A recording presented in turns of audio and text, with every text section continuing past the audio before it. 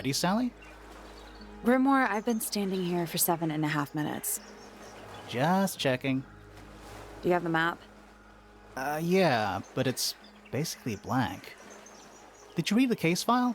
What do you think? I'm not sure yet. It's really not a lot to go on. Did you read it? Yeah, I'll read it on the way to the crime scene.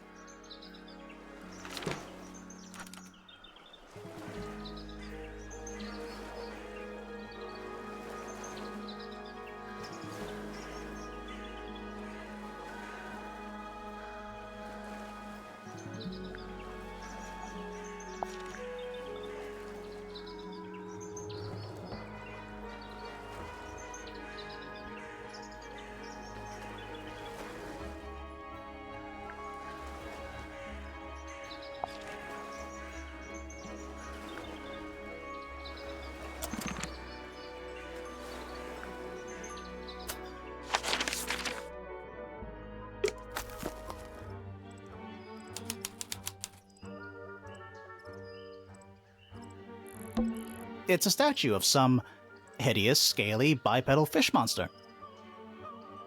Playing a harp. Playing a harp. Hang on a second.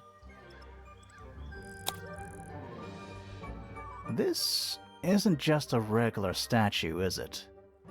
Something tells me we're not going to solve this just yet. Let's come back later. It must do something. You'd hope so, wouldn't you?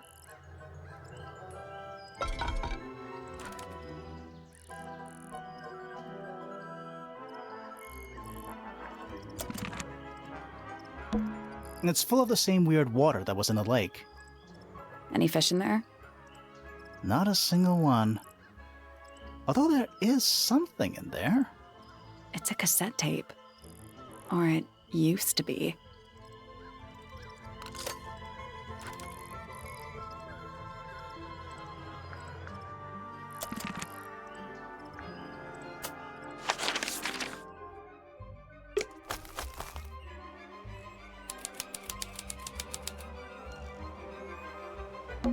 Is that an envelope?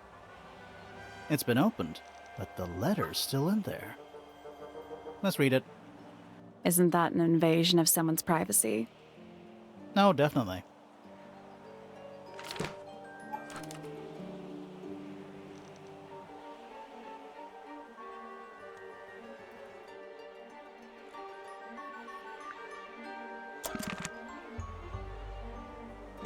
Should we ring the doorbell?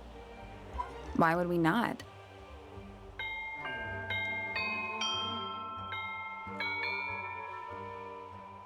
It's a little melody.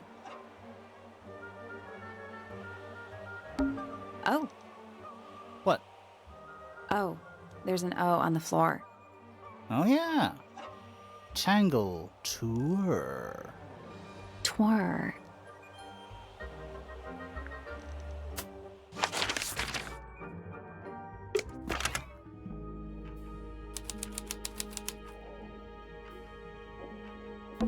What is that? I think it's a family tree.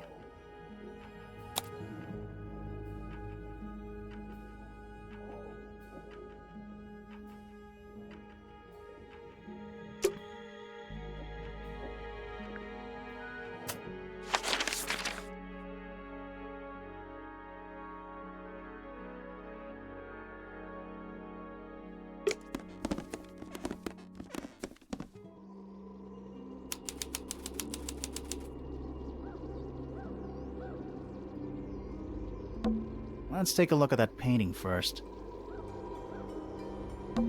There it is. The unfinished portrait of Flora Fellow. So, what? Freya was killed halfway through painting it? Looks that way.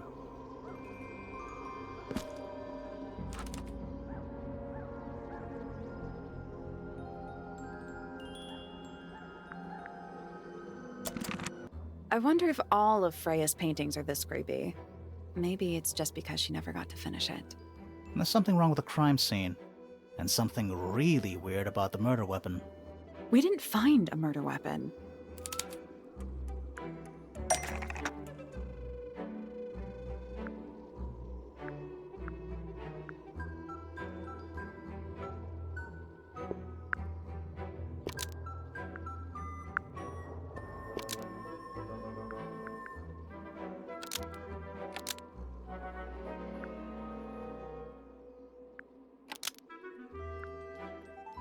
Flora's portrait is holding a knife tipped with blood because it stabbed Freya.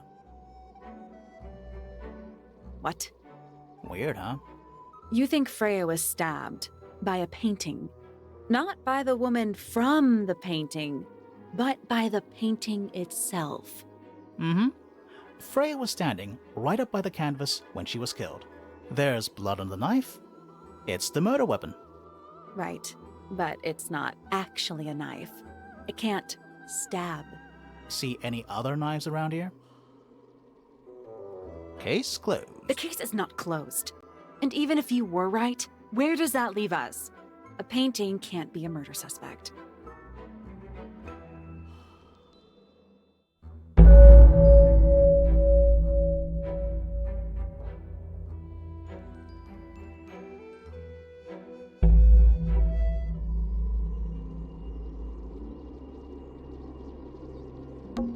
Freya's painting supplies.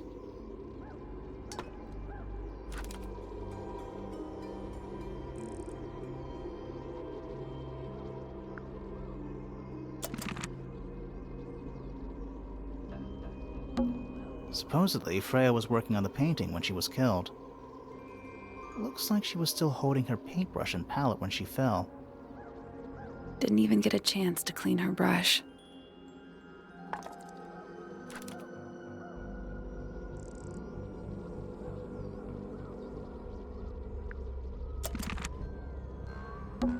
Supposedly, Freya was working on the painting when she was killed.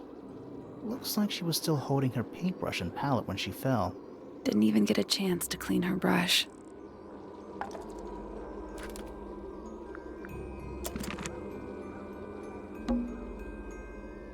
The outline of Freya Fellow. Looks like she fell onto her back. There's a single patch of blood, right in the middle.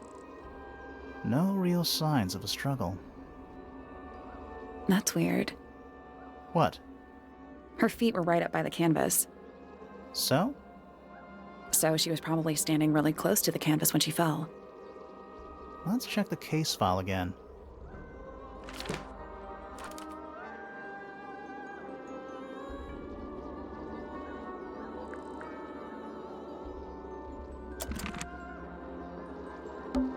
Is that a gramophone? I think so. Except it's got a tape deck instead of a turntable. It's also got a big crack down the middle.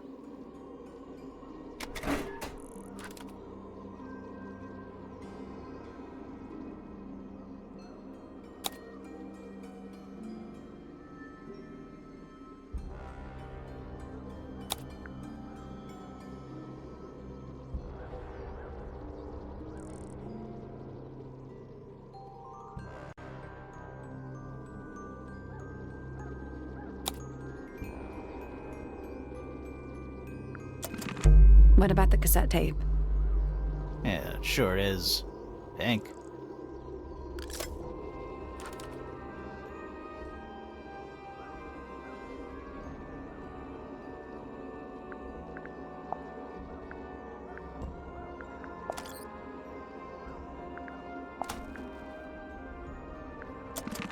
Do you think it still works?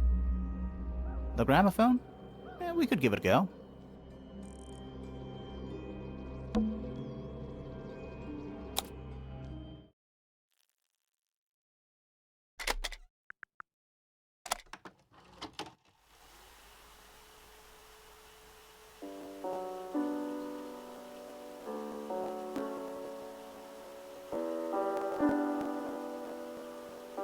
It's piano music.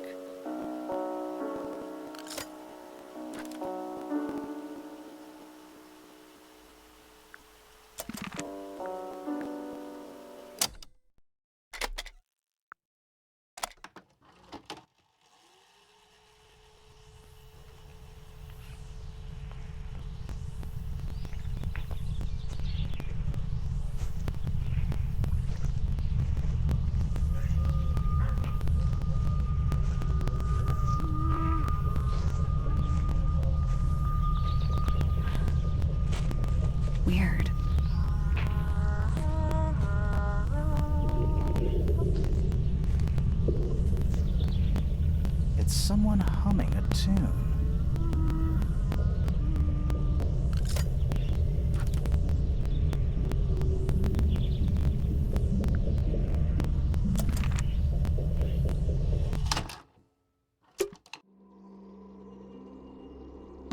Is that an egg?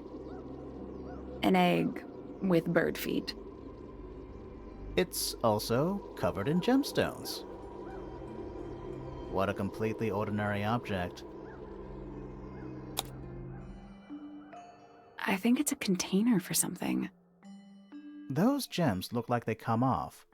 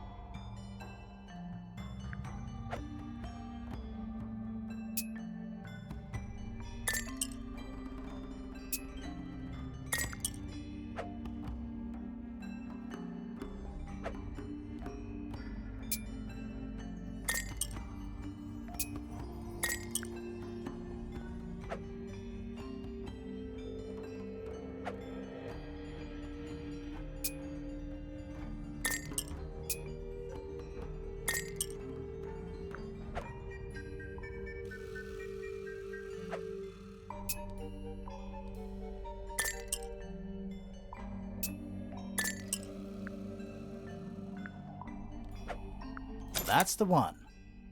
Hey, not bad. Did it unlock? What's in there? Nothing. Nothing? Well, I'm not leaving without a clue. An empty egg is a clue, right?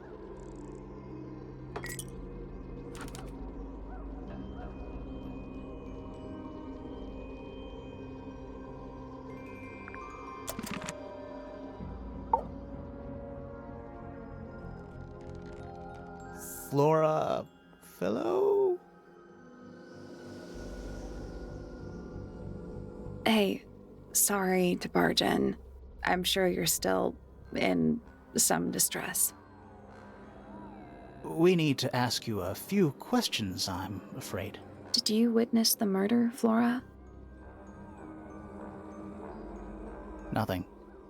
What do we do? Not sure. She's entitled to her silence, I suppose. For now.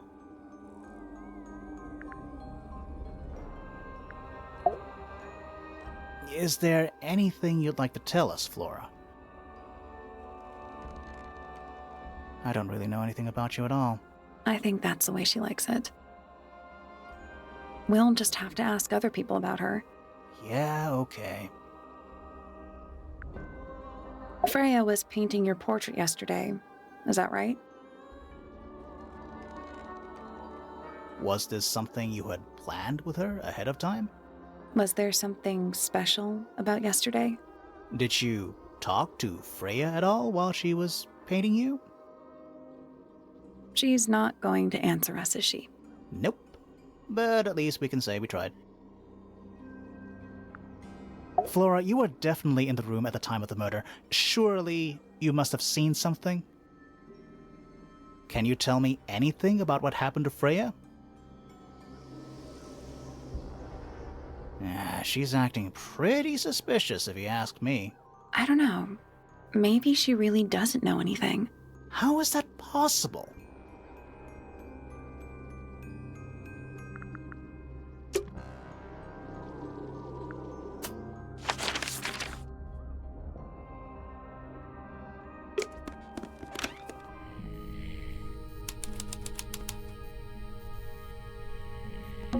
A little hand-painted statue. How can you tell it's hand-painted? Well, the paints are right there on the desk. Also, I mean, no offense, but you can just tell.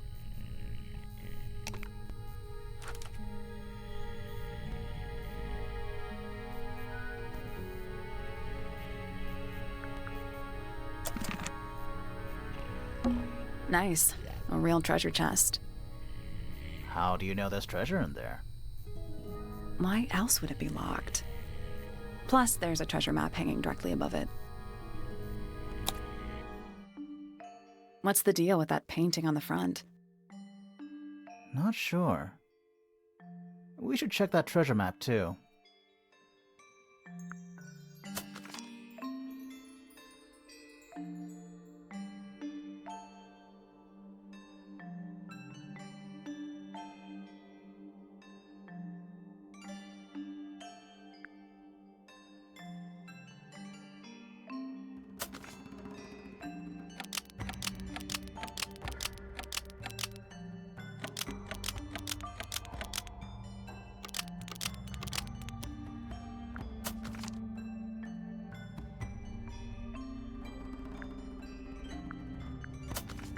That's done it. Neat. What was in the box? More wooden models. These are a little different to the one on the desk.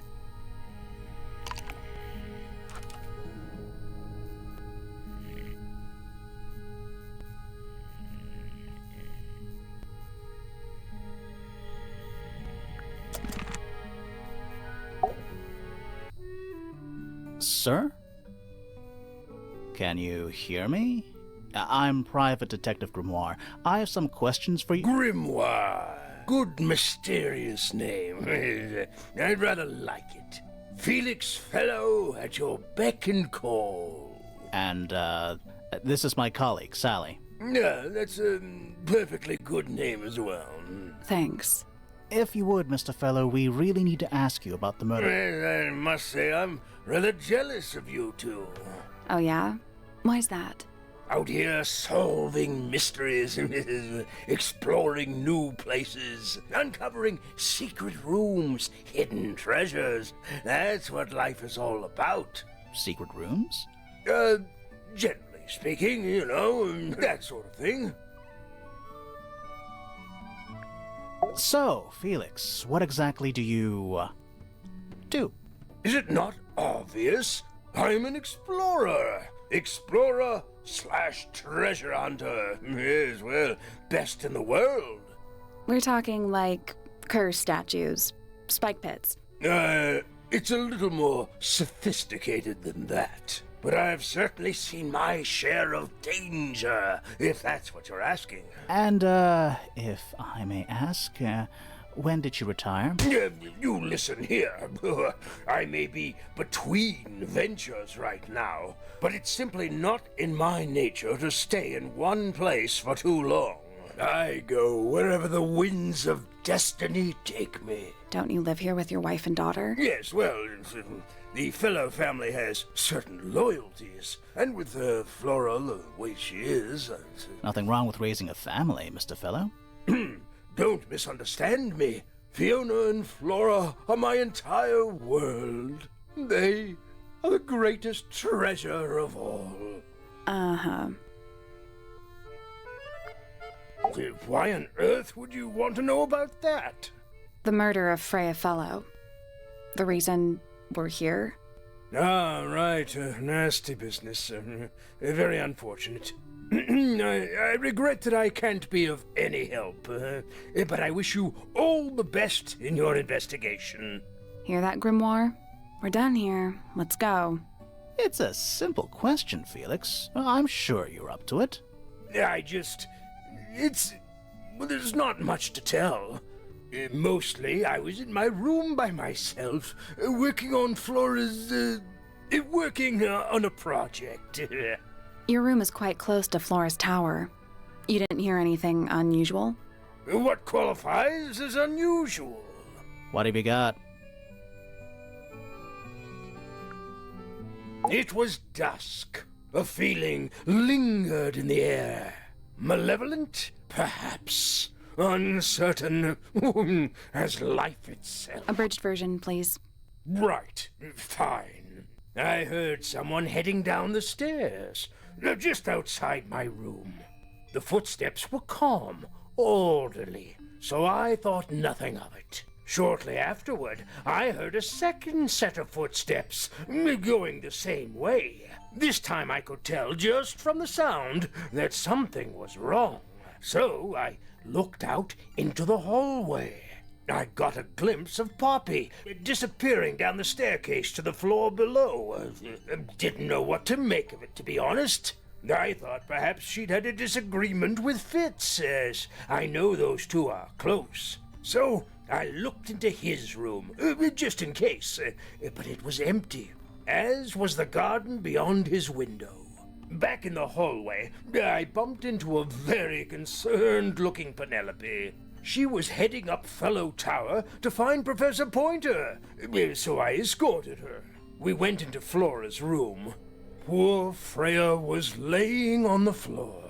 Fiona, Poppy, Fitz, and Pointer were there already. Flora, too, of course.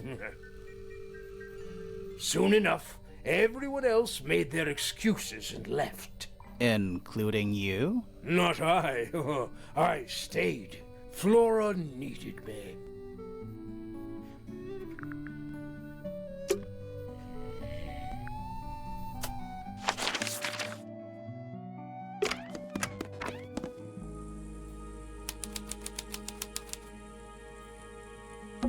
Drawings taped up on the wall.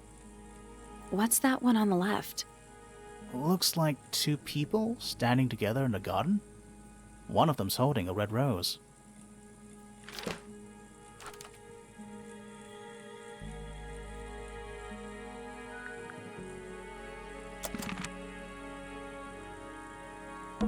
That painting is really something.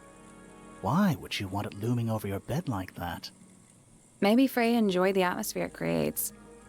The atmosphere of chaos and oppression? Hang on. There's a smaller version down by the floor.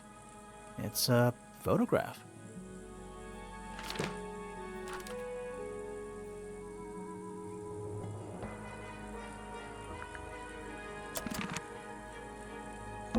It's a little wooden box for paintbrushes. To the casual observer, maybe. They're not real paintbrushes. Looks like they're part of some kind of lock mechanism.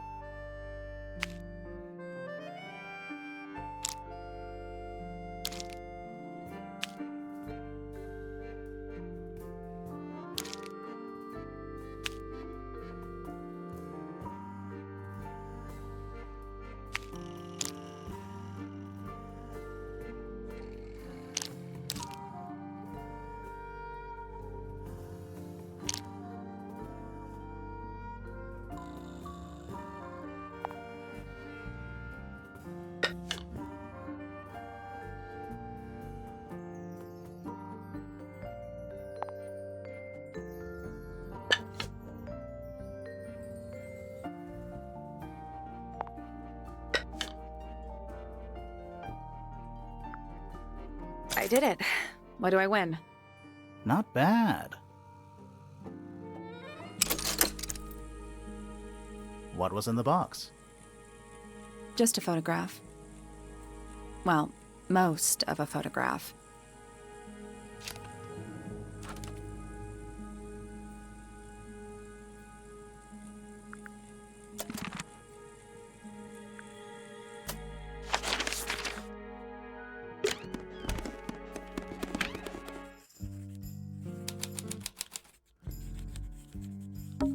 Is that a snow globe? Of sorts.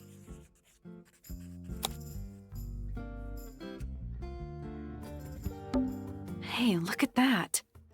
It's a model of Tangle Tower. There's the lake and those weird mountains. What are you thinking? That would make an amazing souvenir.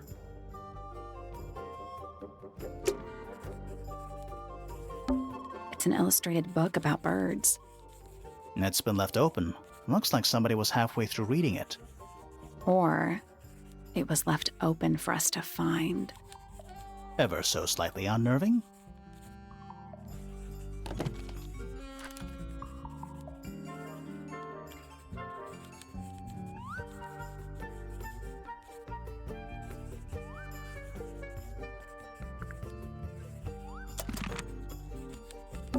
A chalkboard. Is this a library or a classroom?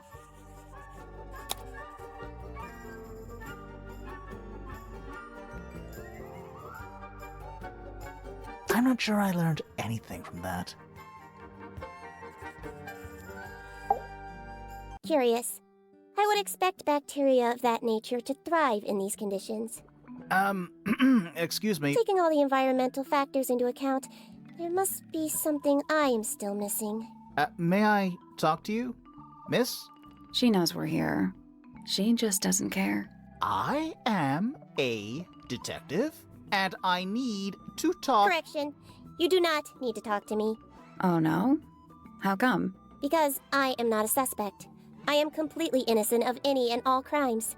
Thanks for letting me know. Speaking of which, you have now been at Tangle Tower for over 23 minutes. Surely you have already reached a sturdy hypothesis. A hypothesis? About the murder? Yeah, come on, Grimoire, hurry up. My apologies. Unfortunately, protocol dictates I must at least meet all the suspects. And that includes you. So, could you tell me your name? Freya Fellow, microbiologist, inventor, innovator. You will need to be more specific. Oneself cannot be summarized in a single response without doing one a great disservice. So true. Well, first of all, you're a fellow. So does that make you the daughter of... Correct. My father and mother are named Flora and Felix, but you need not question either of them. It will only waste valuable time. Neither of them are capable of murder. Thanks for the tip.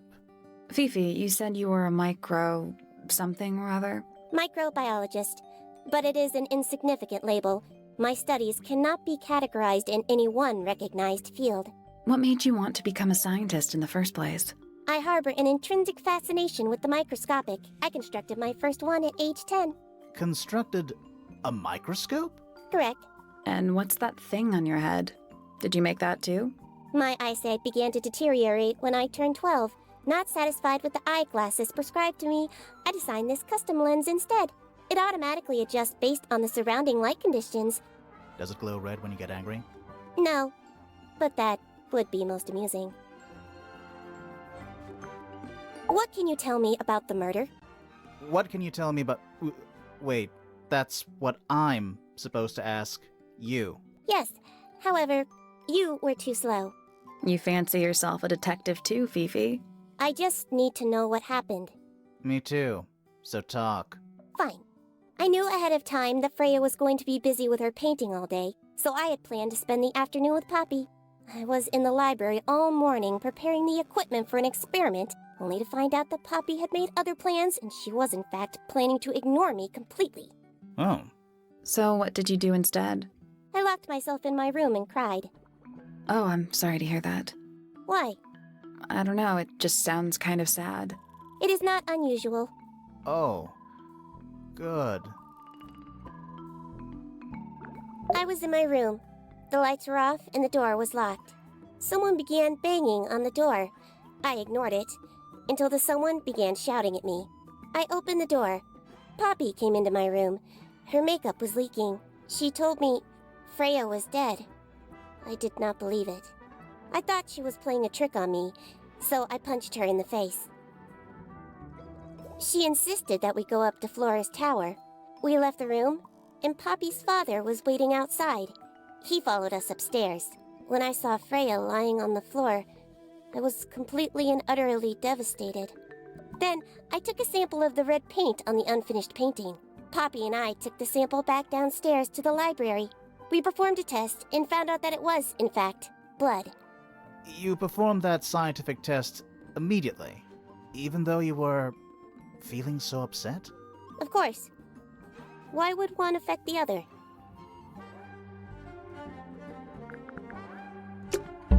Fifi's bedroom should be unlocked now. Can't wait.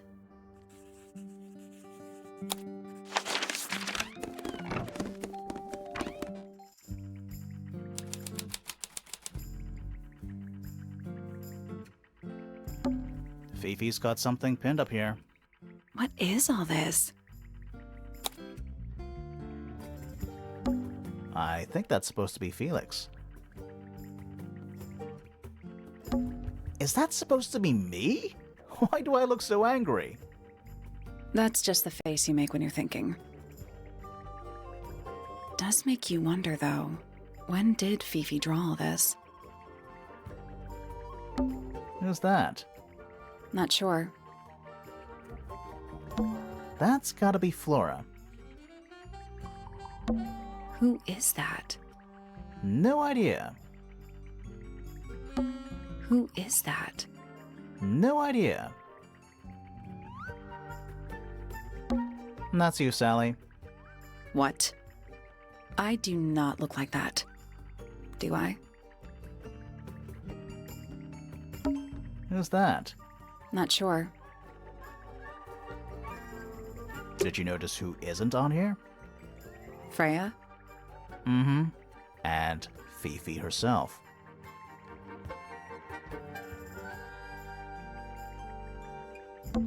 It looks like a microscope. A big one. Can I touch it? It looks like a microscope. A big one. Can I touch it? I'm not sure this is a microscope.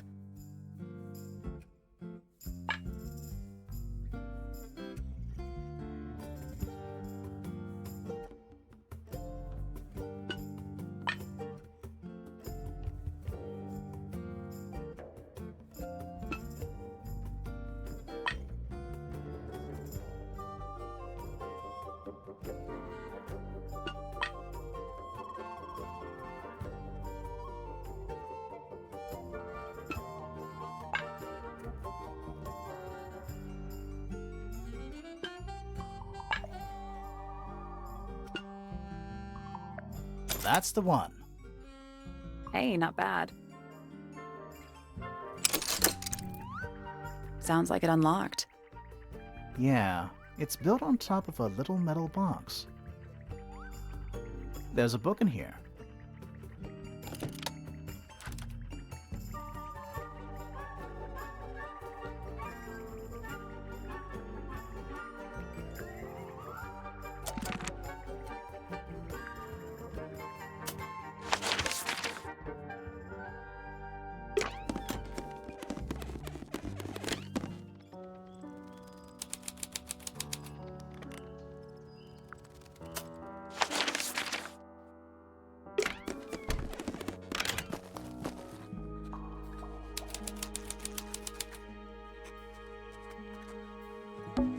Is that a clock?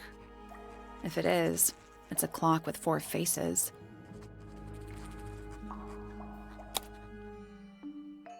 I'm guessing it doesn't tell the time. So what does it do?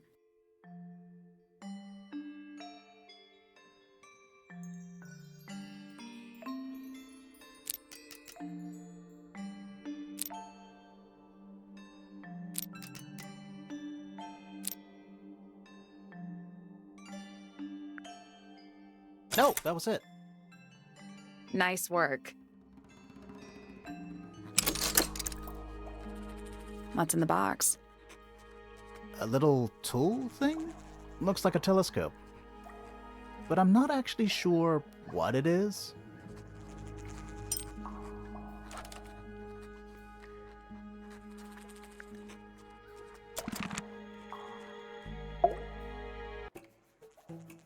Whoa, nice cape. You're not fellows or pointers. I'm sure I shall immediately regret asking. But who are you, and what is your business here? I'm Sally, and this is my sidekick Grimoire. A private detective, Grimoire. Really? You're a detective. If this is a joke, it's not a good one. Who are you, anyway? Private Detective Hawkshaw. Oh, nice. Hawkshaw's a cooler name than Grimoire. Maybe I'll become her sidekick.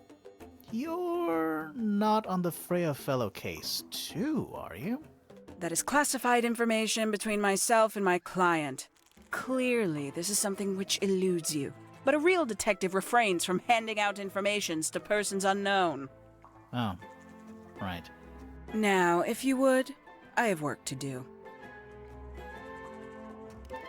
It's not in my interest to discuss personal details. Even if you're one of the suspects in a murder? Very well. Let us make a small exception. Ask. Oh, what are you doing here? I'm on a case at the behest of my client. How long have you been at Tangle Tower? 133 hours. 5.5 days. Who are you working for? I am not at liberty to answer that. Now, I shall permit you one more question. What crime are you... How'd you get that scar? It's cool. You really think so? As it happens, I completed an examination of Flora's room on the morning before the murder. I've been investigating every single room at Tangle Tower. Hers was one of the last on my list. Did you find anything unusual? Nothing but a thin layer of dust and an atmosphere of somber melancholy. Was Flora in there at the time? She spent the duration of my search staring up at the sky, out the open window. Didn't say a word, although I'm told this is the expected behavior. What did you do after that? I spent the early evening searching the library. It took longer than it should have. Fiona leaves that room in a permanent state of disarray. Fiona was in the library too? I expected her to make an appearance, but she did not. And you stayed in the library the rest of the day? Not quite. Towards the early evening, my examination of the library was unexpectedly disrupted. Sounds of running, wailing, shouting from several floors above. I vacated the library, but before I could begin my ascent, Professor Pointer appeared. He emerged from the Pointer staircase, crossed the hall, and begun up the Fellow staircase. Our eyes met. He was breathless. Something had caused him great alarm. He told me to stay out of the way. I consented. I decided to return to my office in the stone square. As I was passing through the front door, Penelope called out from behind me. She was clutching the banister of the Pointer staircase with an apprehensive manner. She wished to know where Professor Pointer had gone. I told her what had transpired. Then, she too crossed the hall and disappeared up the Fellow staircase. More so than at any moment prior, I felt like quite an intruder in the house. I took my leave, out towards the stone square. The grounds were silent. There were no signs of human life. Even the greenhouse was without its typical inhabitant. I noted that he, too, must be entangled in whatever was transpiring in Fellow Tower. An unremarkable hour passed before the gardener finally made his appearance. He spoke to me of what had occurred. His report was as clumsy and cumbersome as the man giving it. Did he seem upset? He was rattled. That much was clear. But sorrowful? Mournful? I cannot say.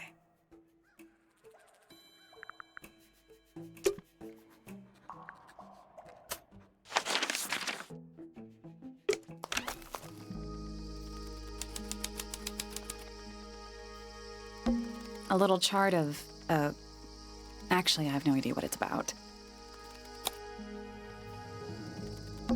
Kinda reminds me of a periodic table.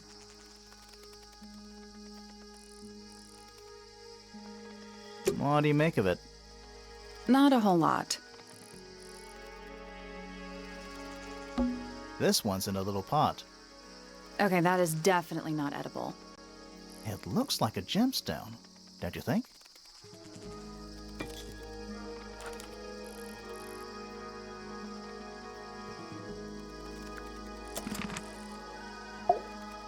Sally, don't move.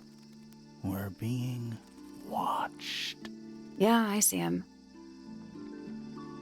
He's a little too big to hide in the bushes. Is anyone going to say anything? Or shall we just stand around staring at each other? Right, sorry. Sorry. That's better. I'm Sally. And the guy hiding behind me is Detective Grimoire. Who are you? Fellow. the gardener. Mm-hmm. And why are you so tall? I don't know. You work here as the gardener. I don't get paid to do it. It's just my area of interest. What's the deal with the plants? They're all kinda weird. Right. Did you see the lake? That giant green and purple lake surrounding the entire house? Yeah, I clocked it. The color is just a byproduct. Of what? Poison? It's not poisonous. Not to you. What's this got to do with the plants? The water controls all life, just like anywhere else on the planet. Clouds form, rain falls. The water grows the plants, animals eat the plants. Anything you've perceived as an irregularity is simply a result of this hydrological cycle. Could you say that again, but condense it as if you were talking to a slightly stupid person? Our lake water causes the unpredictable alteration of DNA, sometimes. Alteration? Like mutation? That'd be the official term. For us, it's normal. Just nature. And you're the local expert on all this stuff? No, I'm just the gardener. I was in my greenhouse, watering and weeding. Sounds exciting. Was anyone else around? Not at first. Penelope came in a little later. She likes looking at the flowers, I think. Did you speak to each other? A little, not too much. We both left the greenhouse in the early afternoon. I went up to my room. Then I came back outside to weed the main gardens. Didn't see anyone else. After that, I went up to the garden outside my room. And? Let me guess. Watering and weeding. Right. Did anything happen to you yesterday, Fitz? I was up in the rooftop garden. It was quiet. And then, it wasn't. I can't describe it. Could have been a scream, but it didn't sound human. We thought it was coming from Flora's tower, so we went up there. We? Poppy was with me. Did I not mention that? Flora's room was locked. That's normal. She usually locks it from the inside. I knocked on the door and shouted. Nobody responded. We became concerned. You kicked the door down? I did. Poppy and I went in. Freya was right there, laying on her back. Flora was there too, but I barely noticed her at first. Poppy left the room for a while. When she came back, she had her father with her, and Fifi too. Penelope arrived shortly after that, with Felix in tow. I thought that was odd. You don't normally see the two of them together. Felix took charge. There was nothing else I could do to help.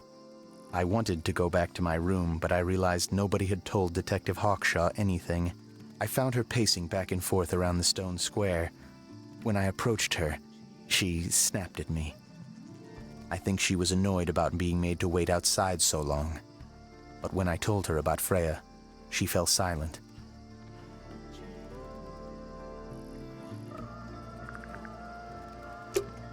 Fitz's room is unlocked. It's up in the Fellow Tower. This could be interesting.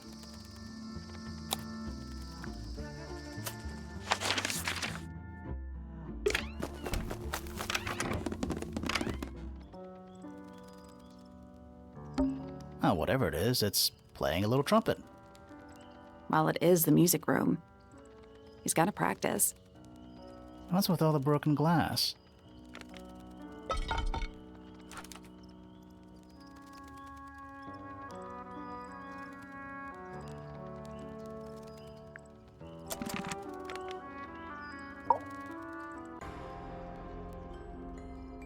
Are you a ghost? Sally! That's rude! Unless she is a ghost. It may come as a disappointment, but I am alive. Ah, That makes you a suspect, I'm afraid. I know. what's your name? My name is Poppy. I'm a pointer. And a pianist. We'll need to ask you a few questions about Freya. I know. Hey, you're pretty good. All in the wrist. And 13 years of dedicated practice. I'm just me. There's nothing to know. How are you related to the other Pointers? My father is Percival Pointer. The professor spends most of his time hidden away in his tower. Barely speaks to anyone these days, especially not the Fellows. Do you get on with the Fellows? 2 of them. Fifi and Freya are my closest friends. We all turned 19 last year. Do people ever leave Tangle Tower? I don't mean to be rude. It's just, if you're 19... You don't have to answer that, Poppy. It's a fair question. I'd like to move away, definitely. Fifi, Freya, and I would often talk about it, argue about it. Freya wanted to leave, but Fifi... things are more complicated for her. What about now? After what happened, I really don't want to stay here much longer. 3.5 hours of piano practice, soon as I wake up. Same as always. 3.5? Does that not hurt your hands? Sure. And you do this in the music room? No, I prefer to practice in my room. When I make mistakes, I like to make them in private. What did you do after that? I was supposed to meet Fifi in the library, but I totally forgot. When I finally got down there, she'd already gone. I checked her bedroom, but it was locked. Was Fifi not in there? No idea. She keeps her door locked either way, so I went back upstairs and out into the moonlight garden. The what? The little garden on the roof outside my room. Was it just you up there? No. Fitz came outside after a while. His room's on the other side. He's been teaching me about flowers. So, did you talk to him? Not really. You ignored each other.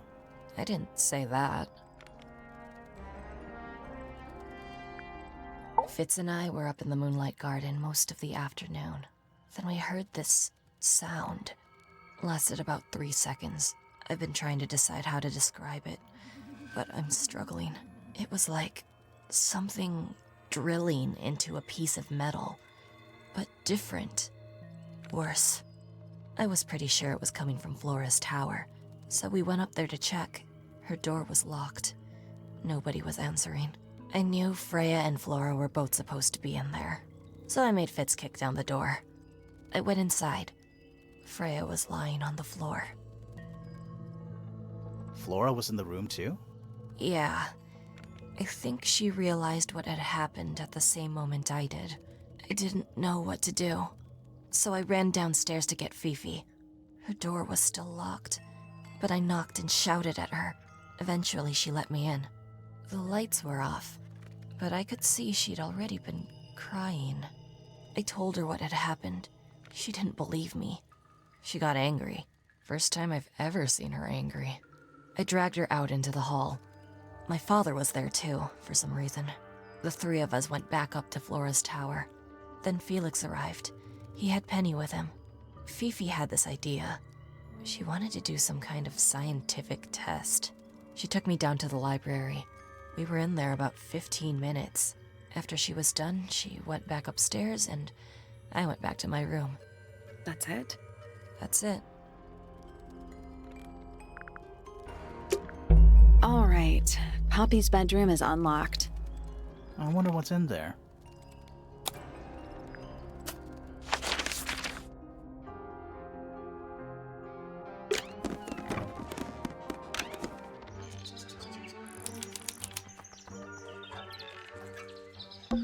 An especially fancy cage.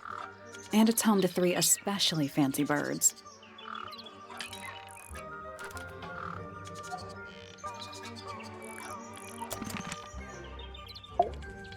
Oh, just beautiful. What is it? Huh? Sort of a delicate jade, but with a little seafoam green, is that right? Sorry? Your hair, dear! Which shade do you use? It's lovely! And that shape. You're really pushing the envelope. Oh, thanks. I do what I can to offset Grimoire's beige on brown ensemble. Detectives don't need to be brightly colored. We prefer to blend into the background. Oh, you're the detective? Delightful. Penny Pointer, pleasure. Is that short for Penelope? Officially, yes, but I never can be bothered with all 4 syllables of it. Penelope sounds a little ostentatious coming out of the mouth, don't you think? Sure. Yeah. 20-something, Aquarius, love to travel, and nearly all of my friends are birds. Travel? Where to? Anywhere at all, as long as it has species worth studying. Ornithology, they call it. I'd call it the only thing I've ever been good at. And have you studied the birds here at Tangle Tower? But of course! Where else do you think I developed my love of the field? No matter where I go, I always find myself coming home to Tangle Tower. Because of the birds. Oh, no, because of him! Silly to admit, but I suppose I can't bear for us to be apart. Who are you talking about? Oh, don't you know? My fiancé, dear Fitz. He's not really the traveling type, you see. Fitz Fellow. The very one. You're engaged to a member of the Fellow family? That's interesting. I'm not especially interested in whatever tedious feuding goes on between our two families. Fitz and I find it much easier to stay out of it altogether. I awoke early and headed down into the greenhouse to see Fitz. He's always there, crack of dawn, every morning like clockwork. How come? It's where he's happiest. That, and he has a great deal of work to do every day, watering, pruning, mulching, whatever that is. Do you help him with the work in the greenhouse? Oh, no. I wouldn't dream of it. I'd probably break something. So, you stayed with Fitz the whole day? No. In the early afternoon, he went back inside. Rather suddenly, as it happens. Did he say why? He didn't. Probably just a touch of heat stroke, the poor dear. He's more delicate than you'd think. What did you do after that? Let's see. I returned to the aviary to feed my birds. And how many birds are you responsible for? Officially 4, but in truth it's more like 400. Can they not feed themselves? Of course, and they often do. But I think they just like the company. As do I. Sometime in the evening, I left the aviary and headed back towards my room. But in the hall, I spotted Uncle Pointer heading down the stairs. He was muttering something. Seemed a bit upset, the poor dear. I followed him down, but the grand hall was empty by the time I got there. Empty aside from Detective Hawkshaw, who was loitering over by the library. I don't know what it was, but she looked a little lost. I inquired about the professor, and she told me he'd gone up the Fellow Tower. I ran up the stairs, hoping to catch up with him, but Felix appeared and blocked my path. For some reason, he was coming out of Fitz's bedroom. He looked rather lost, too. I told him I was looking for Uncle. He suggested we look up in Flora's tower room. We could see from the hallway. The door was off its hinges. I knew then something was terribly wrong. A moment later, we were gazing down on the body of poor Freya. Uncle Pointer was there. Fitz, too, standing over in the corner with Fifi and Poppy. What about Flora? Of course, silent as ever. Uncle suggested we should leave. Give the others some space, you know. So he and I both returned to our rooms in Pointer Tower.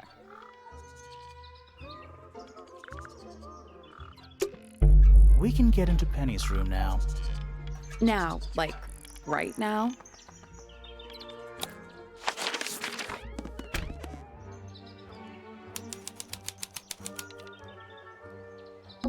That's some flower. There's something weird about it. It just feels out of place.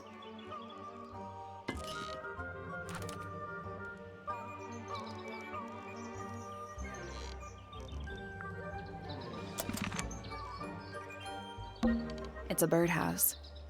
Are those real birds? Nope, they're wooden. They're using up all the perches. What if a real bird wanted to use it?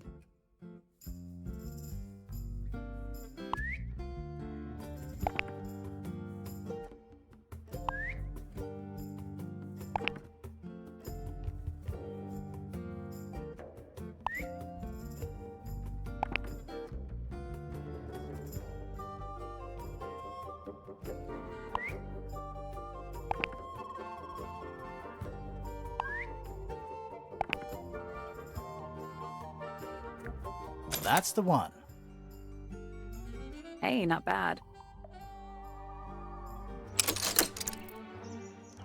Did the door open? What's in there?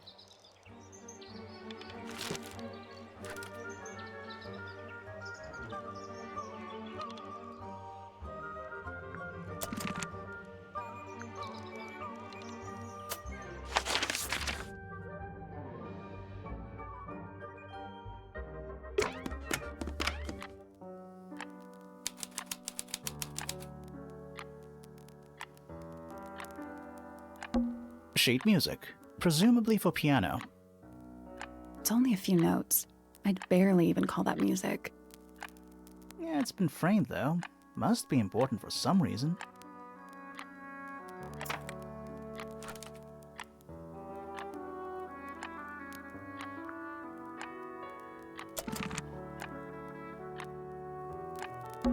A big glass door. Leads out into a garden. Somehow. There's a little mechanism by the handle.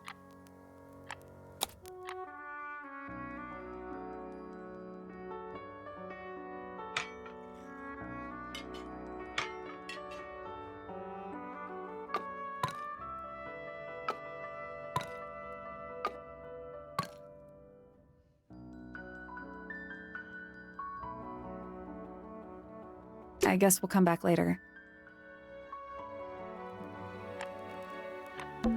It's a metronome, for keeping time. It's ticking. Is it a bomb?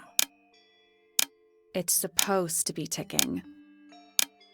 Not sure what those symbols are, though.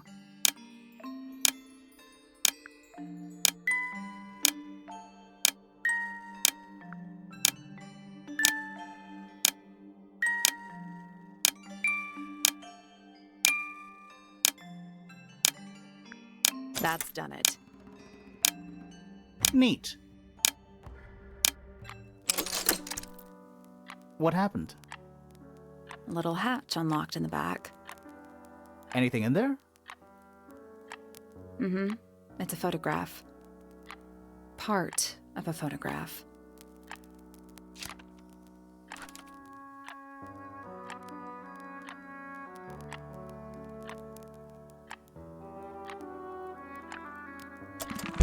There's something about that pink cassette tape.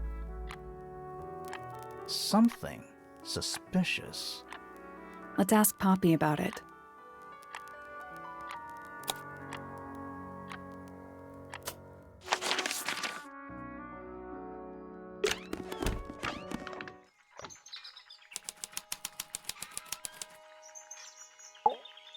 Shh, listen. Do you hear them? The stars. They're whispering. So quiet, and yet so loud. What are they whispering about? Are they spreading rumors about us? I shouldn't think they concern themselves with such insignificance. We are but specks of dust, you and I. Mm-hmm. Could this speck of dust start by telling me his name? You find yourself standing in the astronomy tower of one Professor Percival Pointer. Seems like this tower belongs to the Pointers, and the other one belongs to the Fellows. Well observed, my dear. Tangle Tower is something of a duality, as it happens. Meaningless boundaries, really. They exist only in our minds. Helpful. Me? Not much to say. Strictly speaking, I'm the current head of the Pointer family. And, of course, father to my precious Poppy. And a professional astronomer? Oh, no, that's just a little hobby. I mean, yes, I've studied the stars for over 35 years, published 17 books. Just a little hobby. Sounds like you're quite well known. You must bring in a good amount of money. Oh, dear me, no. My field of research has never yielded any kind of stable financial return, nor would I expect it to. I am nothing but a humble interpreter for the cosmos, working to translate its message so that I may share it with the world. Cool. Tell the Cosmos I say hi. The day began as any other, with blissful, unremarkable routine. I took my usual morning walk around the gardens. Fresh air does wonders for the mind. Did you see anyone else? Penelope and Fitz were in the greenhouse together. I didn't bother them, of course. I sat for a while besides the pond in the garden. It's a favorite spot of mine. Eventually, I returned to my tower and buried myself in my studies for the afternoon. Did you use your telescope yesterday? Once the stars began to appear, naturally. For how long? I can't say. I've been known to lose hours at my telescope. Did you see anything? No actual discoveries, if that's what you mean. So you were all alone up in the astronomy tower. Must have been a while before you found out what had happened to Freya. Quite. Normally, I would be the last to find out about such a thing. But a curious tug of fate led me towards the Fellow Tower later that evening. I was at my telescope for the majority of the evening, but at one point I returned to my desk to look something up in a reference book. I couldn't find the book I wanted, so I figured Fiona must have borrowed it. I left my tower and headed down towards the Grand Hall. I spotted Detective Hawkshaw coming out of the library. She looked impatient and slightly frustrated. Same as ever then? Quite. I passed her by and went upstairs to Fiona's room. The door was locked, but I could hear shouting coming from inside.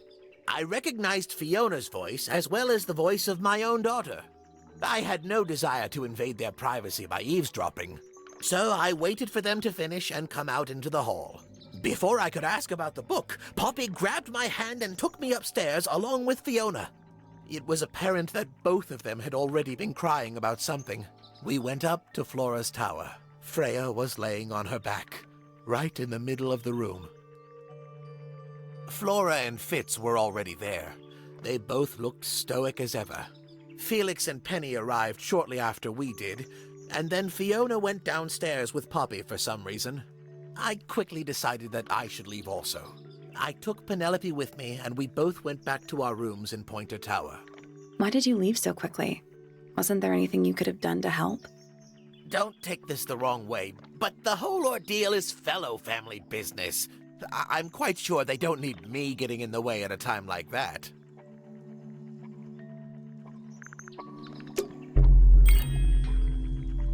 That's all the statements. Let's go over them all. Every astronomy tower needs a telescope. I want to try.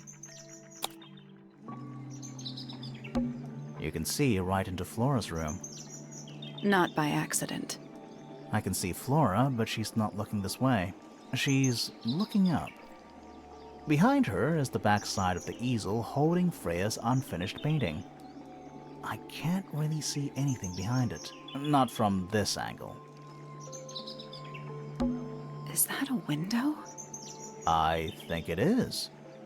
Is there another room above Flora's room? We should check that next time we're over there. Isn't this supposed to be an astronomy telescope? I'm pretty sure you need to see the sky for astronomy to work. I can't move it. I think this is just how it's set up. You know, I've always wanted one of those. A mechanical solar system? What would you do with it? I would look at it. Wait a minute. Earth in the middle, sun on the outside. How old is this thing?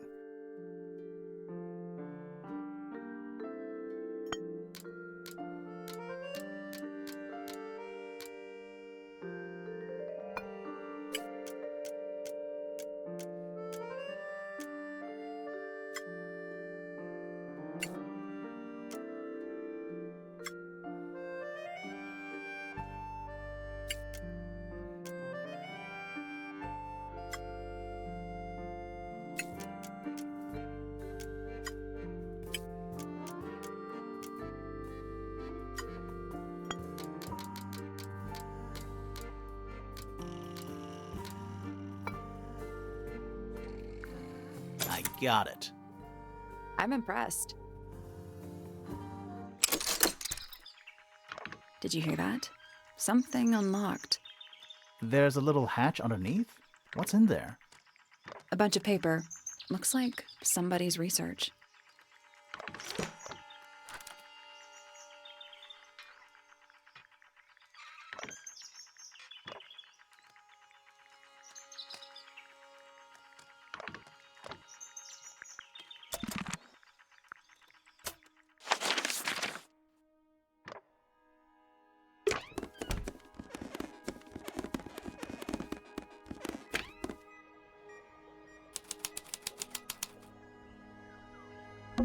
Hello.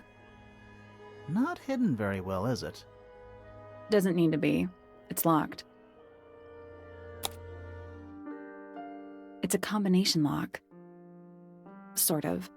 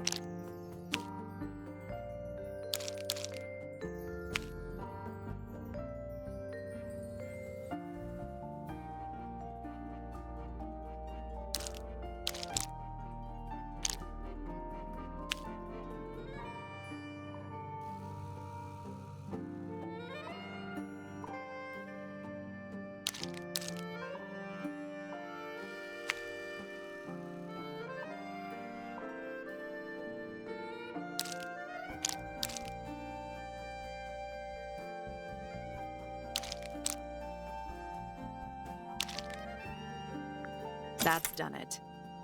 Neat. Anything in there?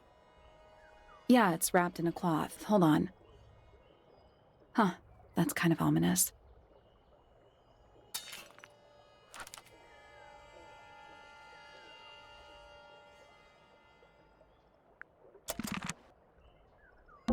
It's locked, but it leads outside. I thought we were halfway up a tower. We are. What's that thing by the handle?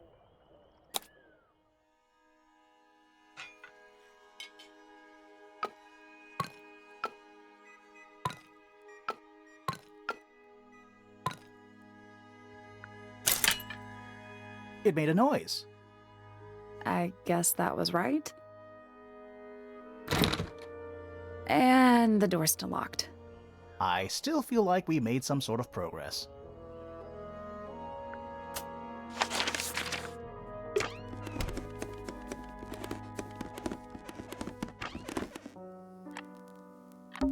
A big glass door leads out into a garden. Somehow, There's a little mechanism by the handle.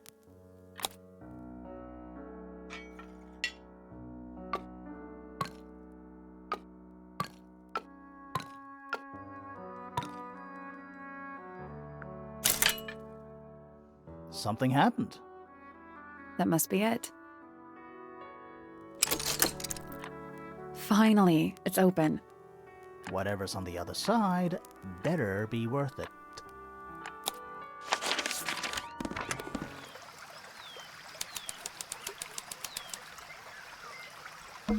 Giant stone frog.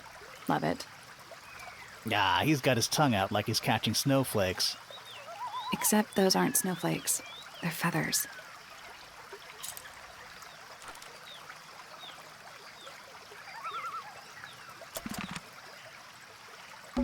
It's another little statue, doing a really bad job of hiding in the bushes. He's playing a lute this time. He's also wearing Headphones. Well, they're not part of the statue. And they're not headphones. They're earmuffs.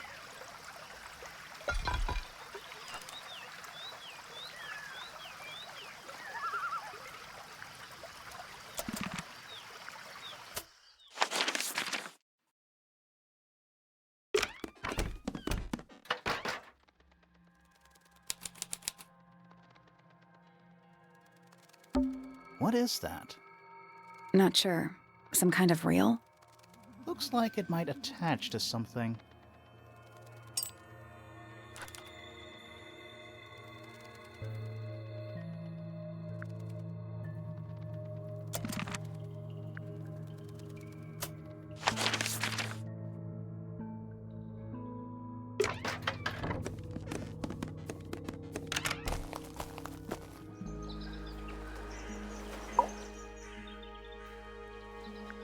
That's all the statements collected. Let's run through them all to see if anything doesn't add up. To see if anyone's been lying. That too. Fitz and I were up in the Moonlight Garden most of the afternoon. Then we heard this sound. Lasted about 3 seconds. We thought it was coming from Flora's tower, so we went up there. Her door was locked. Nobody was answering. So I made Fitz kick down the door. Poppy and I went in. Freya was right there, laying on her back. I left my tower and headed down towards the Grand Hall. But in the hall, I spotted Uncle Pointer heading down the stairs. I vacated the library, but before I could begin my ascent, Professor Pointer appeared. I didn't know what to do. So I ran downstairs to get Fifi. I heard someone heading down the stairs, just outside my room. Someone began banging on the door. I ignored it until the someone began shouting at me. Eventually, she let me in. I spotted Detective Hawkshaw coming out of the library. He emerged from the Pointer staircase, crossed the hall, and begun up the Fellow staircase. As I was passing through the front door, Penelope called out from behind me. I inquired about the professor, and she told me he'd gone up the Fellow Tower. I told her what had happened. She didn't believe me. She got angry. I thought she was playing a trick on me, so I punched her in the face. I recognized Fiona's voice as well as the voice of my own daughter. We left the room, and Poppy's father was waiting outside. He followed us upstairs. I ran up the stairs, hoping to catch up with him, but Felix appeared and blocked my path. Back in the hallway, I bumped into a very concerned-looking Penelope. She was heading up Fellow Tower to find Professor Pointer, so I escorted her. Poppy left the room for a while. When she came back, she had her father with her, and Fifi too. Felix and Penny arrived shortly after we did. A moment later, we were gazing down on the body of poor Freya. Then I took a sample of the red paint on the unfinished painting. She took me down to the library. We were in there about 15 minutes. I quickly decided that I should leave also. I took Penelope with me, and we both went back to our rooms in Pointer Tower. I wanted to go back to my room, but I realized nobody had told Detective Hawkshaw anything. An unremarkable hour passed before the gardener finally made his appearance. I think she was annoyed about being made to wait outside so long, but when I told her about Freya, she fell silent. That's disappointing. What is? All the statements line up with each other. They don't just line up. Some of them even seem to specifically confirm each other.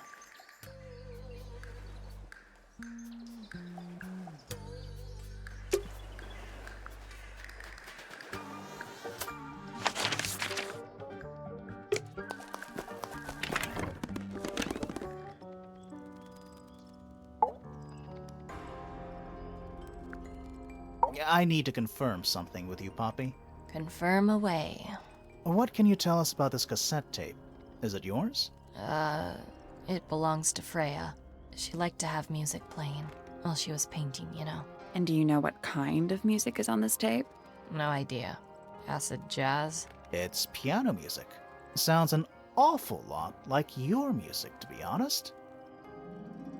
Sure it doesn't belong to you? Why are we even talking about this? Cassette tapes have been redundant for a good few years now. The tape was found at the crime scene. It was in the gramophone. It's not mine. I'd never own anything like that. Why not? Not my color.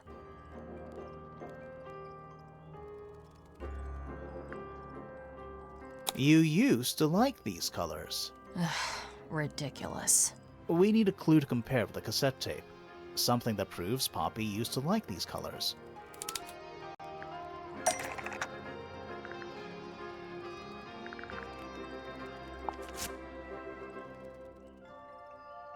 Let's take a closer look at this.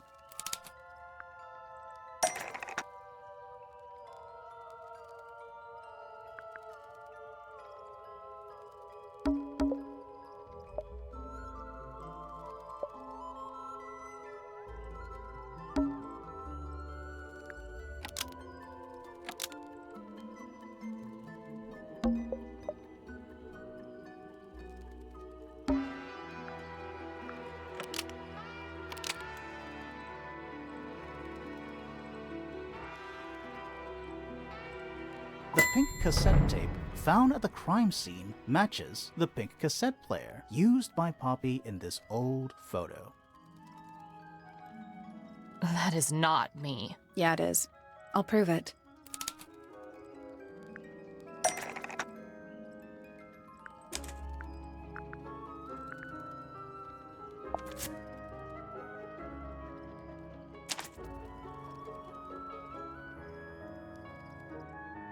You look a little different, but Fifi and Freya are pretty recognizable. It's clearly a photo of you with your two best friends.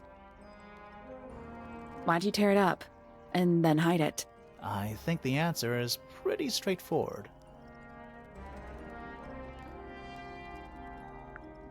Poppy doesn't want to look like that anymore. That's it. Makes this whole thing seem kind of irrelevant. Maybe. It depends on the reason. The reason she doesn't want to look like that anymore? The passage of time is a powerful thing. Hold on. This means that pink cassette tape does belong to you, Poppy. It used to. I recorded some piano music onto it and gave it to Freya as a gift. Years ago. Freya could have easily been listening to this tape at the exact moment she was killed. There's gotta be a connection between the tape, the gramophone, and the murder. There's one other thing I want to know. How did it get that crack down the middle? I have no idea.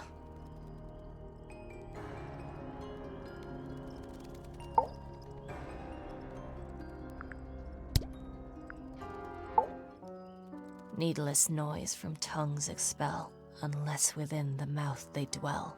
The spoken word, unfit for dealing with the shifting form of feeling, stand unblinking in the face of taciturn and soundless space.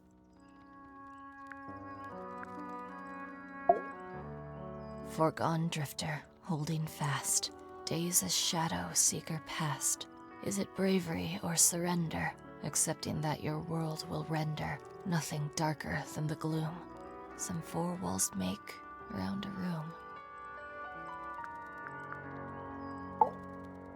Between the lips a silver spoon, a story written all too soon.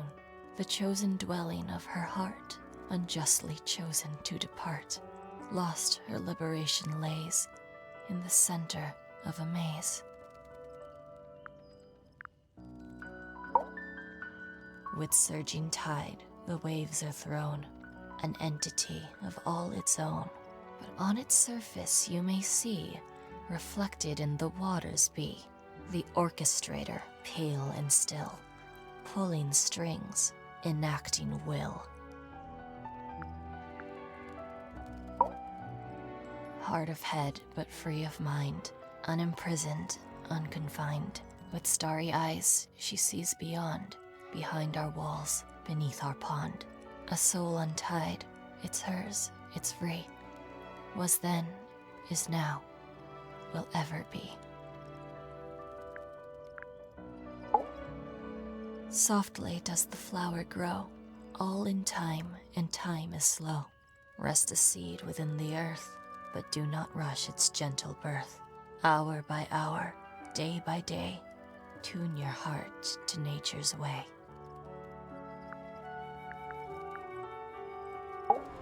That's me. I'm on a list of murder suspects. Always thought that would be kinda cool, but it's just tedious. Falls a little short, doesn't it? feathers flashing in the light, from a sunbeam gleaming bright. I shield my eyes and turn my head, but all at once I've been misled. Light is shining on the stage, but through the railings of a cage. Eavesdrop what the stars are saying, earthly tether slowly fraying, floating helpless from the worst of jealous hunger, selfish thirst. Take a moment, kneel and meet the flowers growing at your feet. Where did you find this? It was in the attic. Oh, huh. I forgot we even had an attic. Do you know where those earmuffs came from? I put them there. Why? I found them lying around. I think they belonged to Fitz.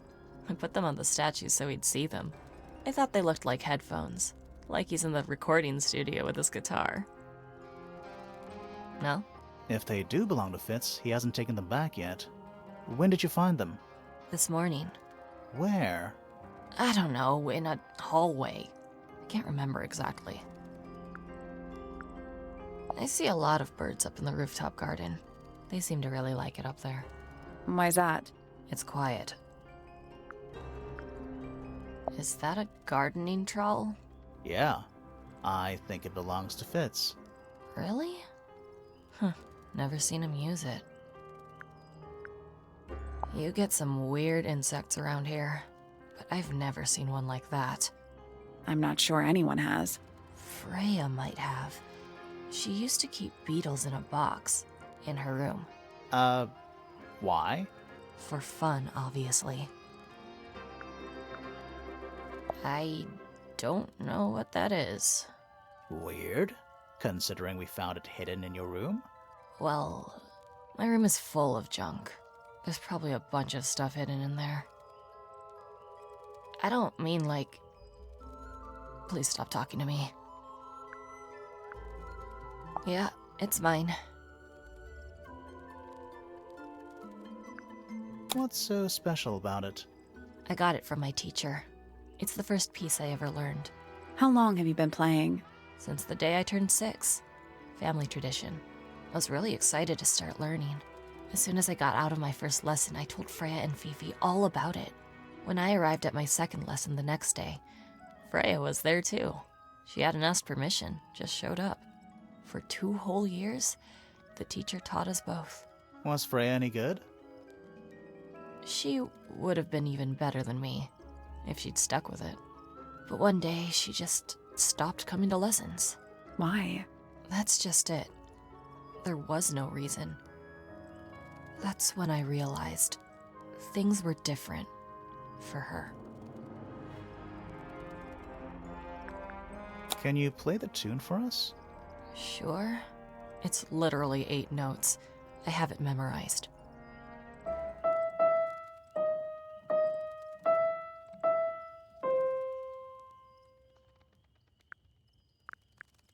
That belongs to Flora, I think. Is that Fifi's diary? I'm sure I've seen it in her room before. That's where we found it. Have you ever read it? Do you know what's written in there? Nope. I'm sure she wouldn't appreciate me invading her privacy. I thought you and Fifi were close friends. Yeah, we are. It's just Fifi's gotten kinda impatient with me recently. Do you know why? I'm not sure. I'm sure she'd tell you if you asked. Oh, she would. She'd give it to me straight. Probably why I've been avoiding it. Did you find that in Fifi's room? No. Should we have? No, it's just... It looks like something she'd use, don't you think? Oh, you've been to the greenhouse? What did you think? Impressive, I guess. But kind of unsettling, with Fitz lurking in the shadows the whole time. Yeah, he does that. Don't look at me. I didn't break it. Does anybody else use the music room? Yes. I don't know who, but I can tell when somebody else has touched the piano. I think it's kinda cruel to keep 3 birds in one cage like that. Does Penny not let them out to fly? Oh, she does. She must do. But I don't think they're allowed to go far. Penny can be a little protective. Never seen that one before. Was it in the greenhouse? No, we found it in Penny's room. Right. Those petals. What about them? It's nothing. They're just unusual. This is a photo of Fifi and Freya, right? Yeah, How come you're not in it? You're friends with them too, aren't you? I'm not really one for photographs. Fifi looks like she really admires Freya. Fifi's loyalty to Freya is unshakable. I think everybody sees something different. Did Freya ever tell you what she saw in it? Not exactly. She said something about it being from a recurring nightmare. Sorry, but if it was from a nightmare, why would you paint it and leave it in front of your bed? Maybe she wanted to take control of it. Giving something a physical form can make it easier to deal with. Well, sometimes. Hey, that's me. Not a bad likeness. It looks like you're standing in a rose bush. Is there something wrong with that? Is that supposed to be Flora? Possibly. Oh, how nice. Whose paints are those? They belong to Felix, I think. What was inside? Nothing. Huh. Does this belong to you, Poppy? Now that's not really my style, is it? But who else would own a tape like this? Literally anybody? It was my mother's originally. So, why is it up in Flora's room? She just gets the most use out of it. Freya would borrow it too sometimes. So there are two families living in Tangle Tower? Mm-hmm. 3 pointers and 5 fellows. 4 fellows. What's the connection between them? There isn't one. Not really. It was all built by the Remington family. Flora is a Remington, originally. So was Primrose, my mother. She married into the Pointers, and Flora married into the Fellows. So the Fellows and the Pointers own the house now? Flora owns the house. Depending on who you ask, that means her husband Felix owns it too. What about your father? His claim over the house kind of fell apart after my mother left. Where's your mother now? No idea. There's something I noticed about Freya's knife wound. Hit me. From what we could tell, the blade went in at an exact right angle, perpendicular to Freya's body. And there's only one small pool of blood. Nothing on Freya's hands, or anywhere else. The whole thing is just a little too peaceful. What do you make of the statue? I know that's the only harp in the whole of Tangle Tower. I've never actually seen a real one. Maybe it's from before your time. Oh, definitely. You see how old this statue is? What about the symbols? One of them looks like piano keys. Yeah, weird. This is mine. Really? No, well, yes, it was. I gave it to Freya about a year ago. What was on it? Nothing. It was blank. Freya said she wanted to record something. Any idea how it ended up underwater? Maybe someone wanted to destroy it, but got really lazy. Don't you think that's weird? That the letter isn't addressed to anyone, or signed by anyone? Someone's being deliberately secretive. Or they're trying to manipulate you. When I first saw it, I thought it looked like Flora was holding a knife, with blood on the tip. You don't think that anymore? No, it was a stupid thing to say. The room was dark. I was in shock. I'm just an idiot. But it was blood on the tip. If you hadn't said anything, maybe Fifi wouldn't have checked. Exactly. It's stupid. But we would have missed out on an important clue. Is it a clue? Really? Tell me how it's a clue. Tell me how it helps. Nothing about the knife makes any sense. It's just freaking everyone out.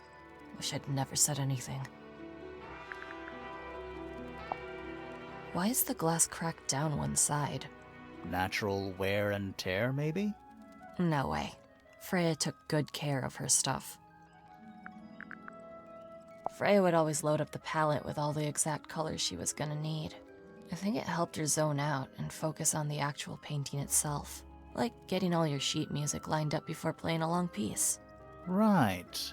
So the blob of black paint in the middle, that was for painting Flora? Flora's dress, yeah. She wears even more black than I do.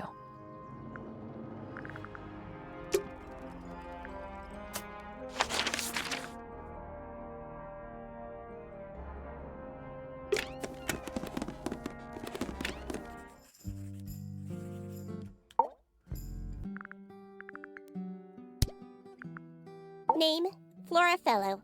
Age, 44. Profession, unknown. Likes, unknown. Dislikes, unknown. Isn't she your mother? How do you not know anything? I believe other people may have discovered methods of reaching her, but I have little capacity for interpreting nonverbal communication. And how long has Flora been... non-verbal? She has always been quiet, willing to speak when necessary, but not more. So what happened to make her stop talking entirely? She suffered a great loss, something she has been unable to move beyond. Name, Felix Fellow. Age, 53. Profession, none. Likes, collecting objects of negligible monetary value and assigning them personal value. Dislikes, the inescapable realities of human existence. Notes, Felix is my father and legal guardian. And, is he a good dad? I have no point of comparison, but I would say no. No? Why not? You asked me a binary question. Do not get upset that I provided one of the two possible answers. What makes him a bad father, Fifi? He has trouble expressing his emotions, and something of a willful detachment from reality. Huh. Just like you, then. Grimoire. No, he is quite correct. Name, Fiona Fellow. Age, 19. Profession, amateur microbiologist. Likes, the meaningful archiving of information. Dislikes, the superfluous window dressing accompanying the majority of human contact. Notes, kindly disregard the polysyllabic form of my given forename and refer to me instead as Fifi. How come you prefer Fifi? How come you prefer Grimoire? How are you related to the other fellows? Fitz is my cousin. His father, a man named Flint, was my uncle. Was? I do not know if Flint is alive or not. He left Tangle Tower a long time ago. And what about Freya? How are you related to her? We share exactly one grandparent. Name, Haksha. Age, unknown. Profession, private detective. Likes, quote, being left alone. Dislikes, quote, being constantly badgered by a weirdo nerd with a clipboard. Name, Freya Fellow. Age, 19. Profession, artist. Deceased. Understand this. Most people find me difficult. They exhibit a noticeable degree of discomfort when talking to me. There it is. Freya, who had a way of being an exception to any given rule, was not at all like this. She is very important, and I will not rest until I understand what has happened to her. Did you spend a lot of time with Freya recently? I will say this. In the past year, Freya became, 1, increasingly independent, and 2, increasingly isolated. Do you know why? I do not. If you are looking for a speculative, empathetic opinion, try asking Poppy instead. The three of you are friends. We are of a similar age, and all highly gifted. 1 scientist, 1 artist, and 1 musician. Sounds like quite a team. Name, Fitzfellow. Age, 24. Profession, cryptobotanist. Likes soil dislikes electric lights. Hang on. Cryptobotanist? I thought he was just a gardener. That may well be his preferred label. Mine, however, is more accurate. Do you and Fitz not see eye to eye, Fifi? We do not. Well, I wouldn't have thought so. He's well over 6 foot and you've got to be just barely 5. So, what's your problem with him? Exactly 1 week ago, I witnessed him sneaking up Pointer Tower. He was making every effort to avoid detection. So? He was also carrying a knife. Name, Percival Pointer. Age, 57. Profession, none. I'm pretty sure he's an astronomer. Oh yes, of course. How uncharacteristically forgetful of me. Name, Penelope Pointer. Age, 27. Profession, ornithologist. Likes, birds. Dislikes, insects. Notes, Penelope is very beautiful. I have never had very much in common with her. Name, Poppy Pointer. Age, 19. Profession, oh. Apparently Poppy has defaced my notes. Under profession, I had of course originally written pianist, but she has crossed that out and written the ghost of Christmas yet to come.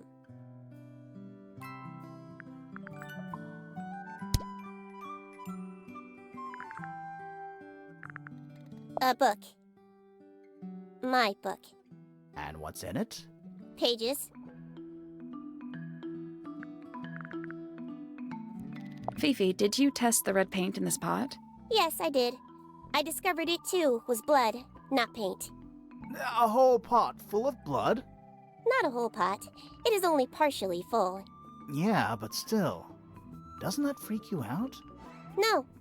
In fact, it may be considered rather reassuring. Do you know who was reading this book? It belongs to my mother. And she left it in the library? No, my mother's not been in the library for some time.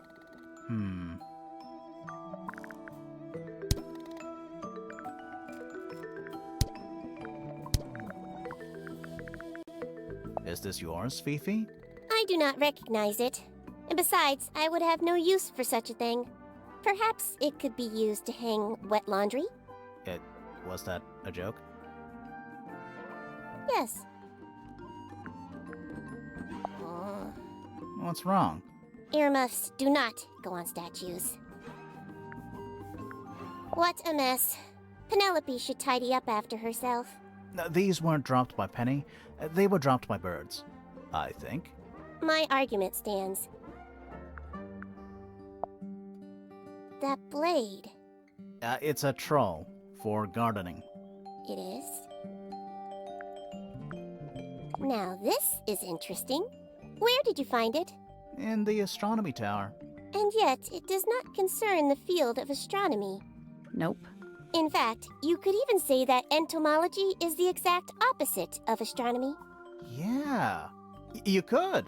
I would not say that, however. Oh, you wouldn't? No, it would be quite naive. To study science in any field is to study the connections between all matter in the universe, living or inanimate. Who is that in the photo? I'm quite sure that I have no idea. An item from Poppy's childhood. Her earliest piano lessons hold some special significance for her. Why's that? No idea. She has never graced me with the details, and I am not forthcoming enough to ask. You two are friends, right? We are, yes. But... It is clear to me now that Poppy has become tired of my company. is it anything to do with Freya? Oh, no. The changes in Poppy's mood have nothing to do with Freya. Her concerns simply lie elsewhere. This belongs to Professor Pointer, does it not? No, I don't think so. Who else would own such a pointless little telescope?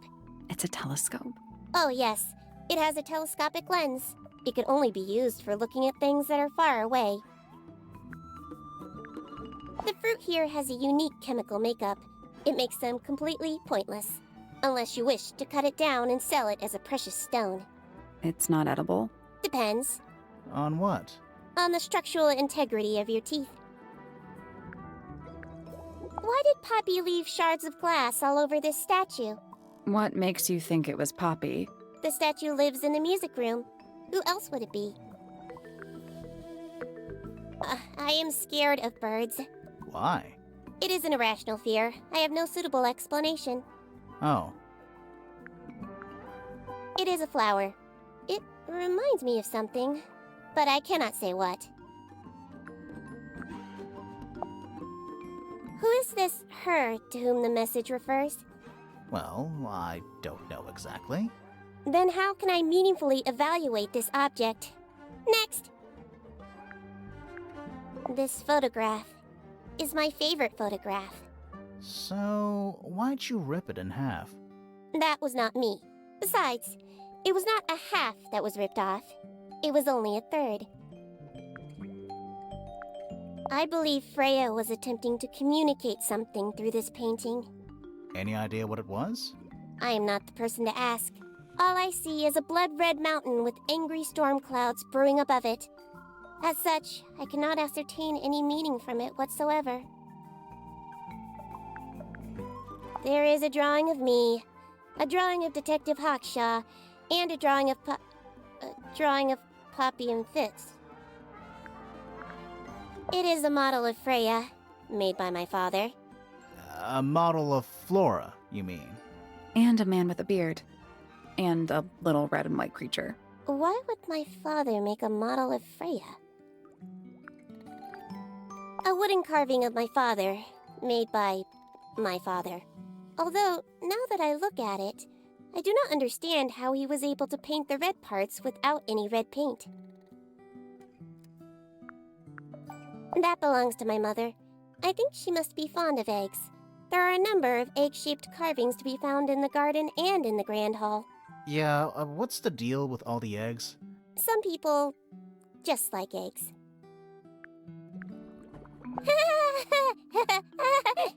Is she laughing? The gramophone belongs to Poppy, but I believe she gave it to my mother, and my mother often loaned it to Freya. Or maybe it is the other way around. When did it get cracked? I cannot pinpoint it exactly. All I know is that it must have happened sometime in the last 2 days. What is your opinion of Tangle Tower? Oh, it's impressive. Elaborate gardens, unique architecture. Must be worth a fortune. Why do you ask, Fifi? I am the heir of the Fellow family and the Remington family. This makes me the sole beneficiary of Tangle Tower. That's quite an inheritance. They can't make you do anything, Fifi. If you don't want the house, just tell them. Or just sell it. Who cares? You sound like her. I require facts. What do you know? Well, we know Freya was stabbed with a knife, and then she fell. Correction. She was stabbed with something. There was no knife found at the crime scene. Apart from the one in the painting. Which, as a mere abstract representation, does not count. Nobody has ever been stabbed by the concept of a knife. The statue itself does not interest me, but I do wish to know about those symbols on the harp. Have you deciphered their meaning yet? We're working on it. We are? This belongs to Poppy. In fact, she owns a number of cassette tapes. What happened to it, though? It has been left underwater for an extended period of time. Right, but why? I do not know why. Curious. Freya is normally highly skilled at capturing someone's likeness, but in this painting, she has accidentally made Flora look quite young. I think she was just being kind. Why is that kind? Anyway, I'm far more interested in what Flora is holding. I performed the test on the red paint myself. I discovered that it was in fact not paint, but blood. What made you want to test it in the first place? It was Poppy. She told me she thought the painting looked like a bloody knife. I told her not to be ridiculous. My mother owns no such knife. But then I noticed that the color was slightly too dark, and the substance itself was overly viscous. You noticed that just from looking at it once? Of course. The red paint on the brush is not paint. It is blood. Same for the palette. So Freya added the blood to the painting herself? Or blood got on the brush and palette some other way? I do not know the answer.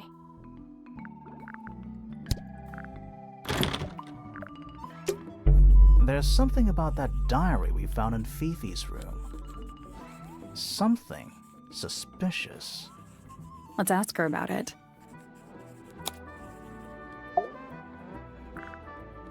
Is this your diary, Fifi? We found it in your bedroom. Of course it is mine. Ridiculous question. Why is it locked up like that? You seriously require an explanation. Very well. A fairly common concept, the so-called secret diary, is favored in particular by girls between the ages of 10 So, there are secrets written in here? and... This particular diary is unused. It doesn't look unused.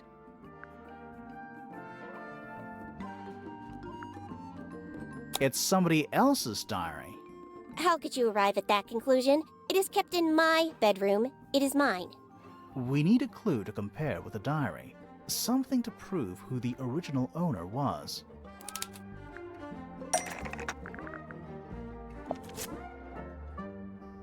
Let's take a closer look at this.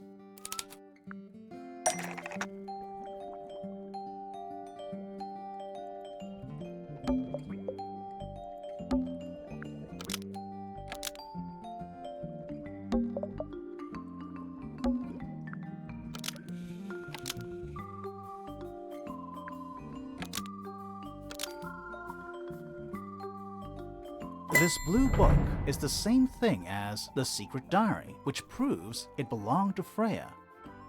You were hiding Freya's diary in your room, and you kept it locked, too. Why would I do either of these things?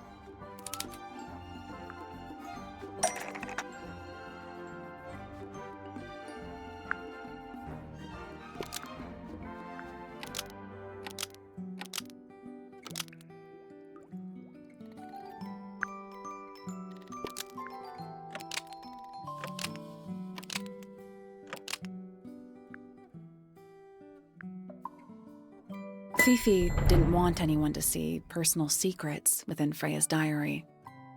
Is this true, Fifi? I know Freya was your friend, but if you're trying to hide something... You did not know Freya, so this might be difficult to understand. She did her own thing, in her own way. By concealing Freya's written accounts, it is simply my intention to preserve her innocence. Innocence? Might be easier if you just let us read the diary, Fifi. Very well. I will open it. However, as you read it, please remember, Freya was the most kind and the most wise person I have ever known. Alright, Fifi unlocked the diary. Finally. What's in there?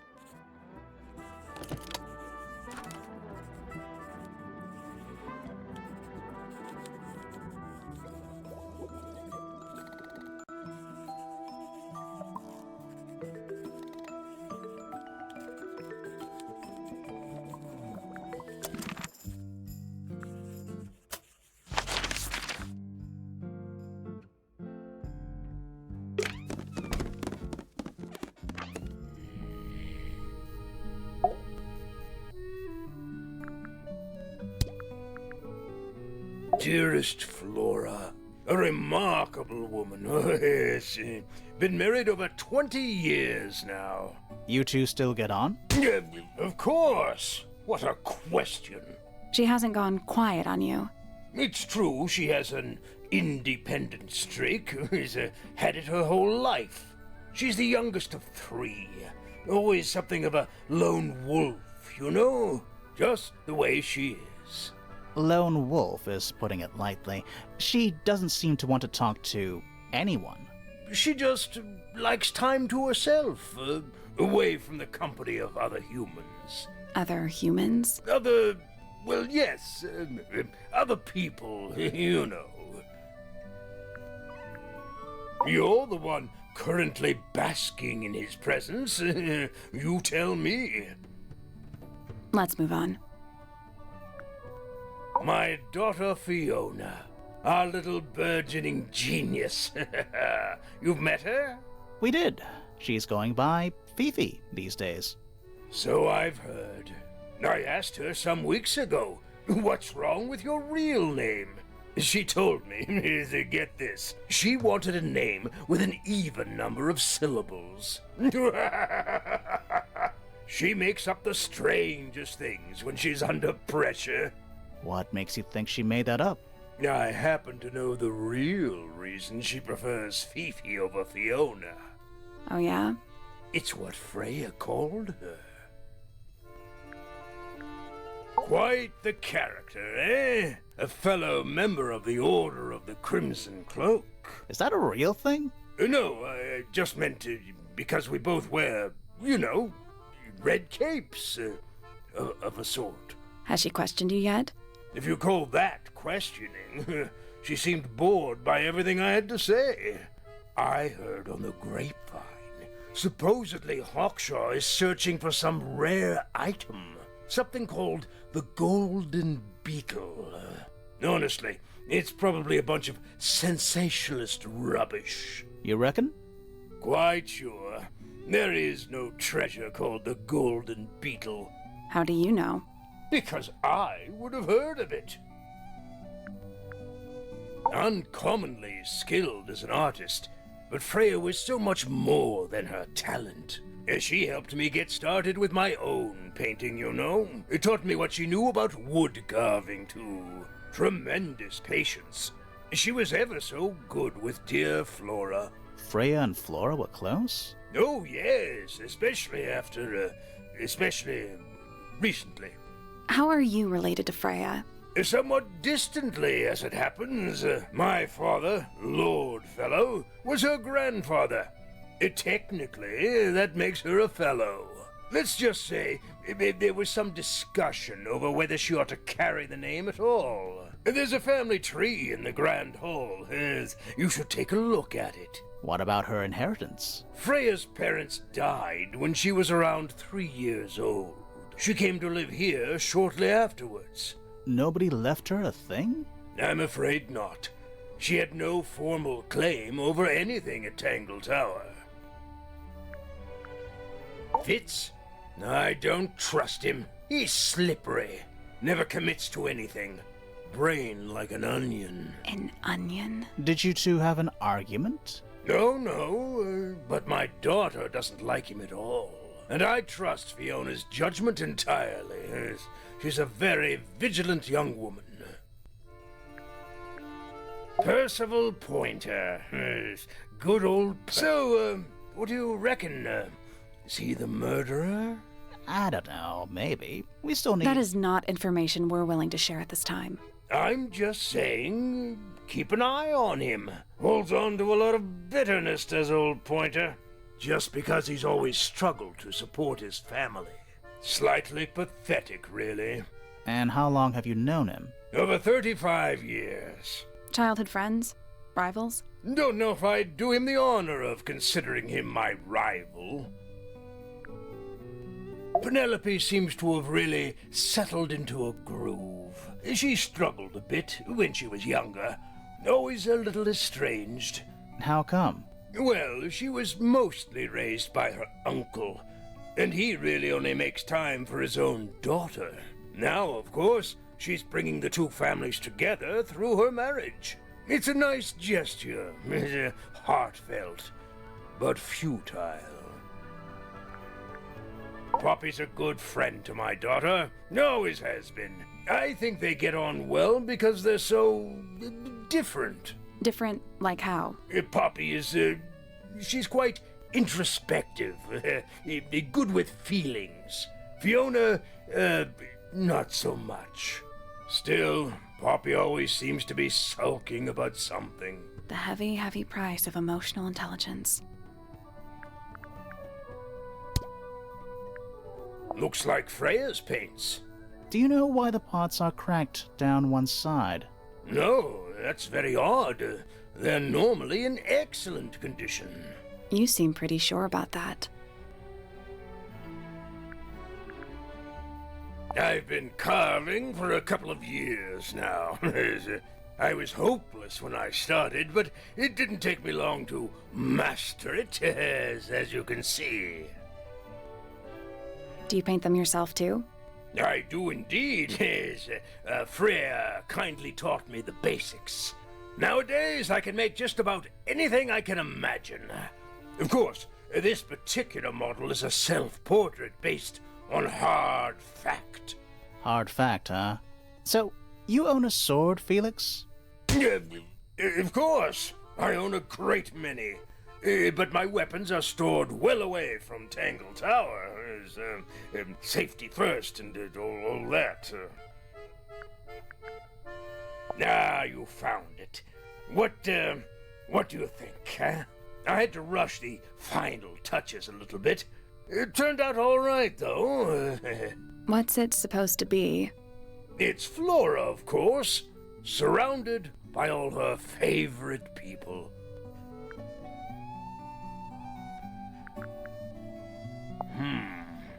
It's unlike her to leave paint on the brush. I think we'll give her a pass, given the circumstances.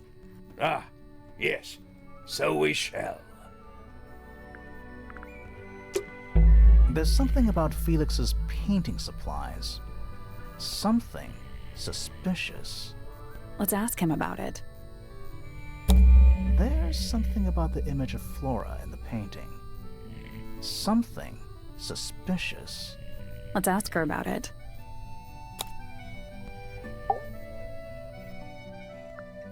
So, about this paint we found in your room. Nothing suspicious about it.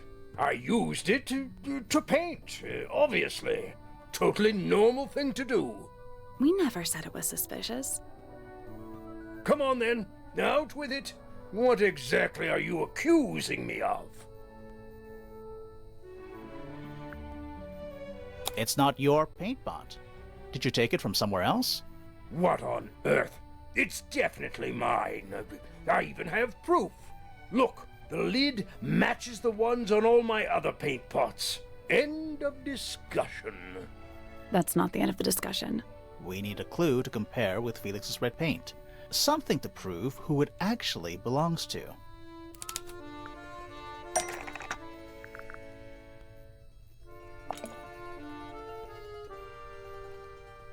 Let's take a closer look at this.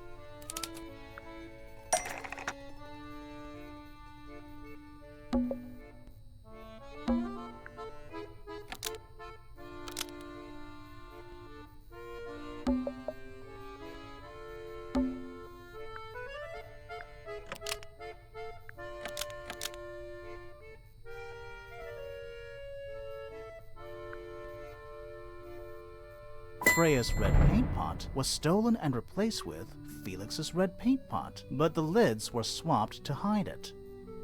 That red paint is from Freya's supplies, not yours. Swapping the lids doesn't hide what you did. Why are you bothering me about paint anyway? And none of this is connected to your murder.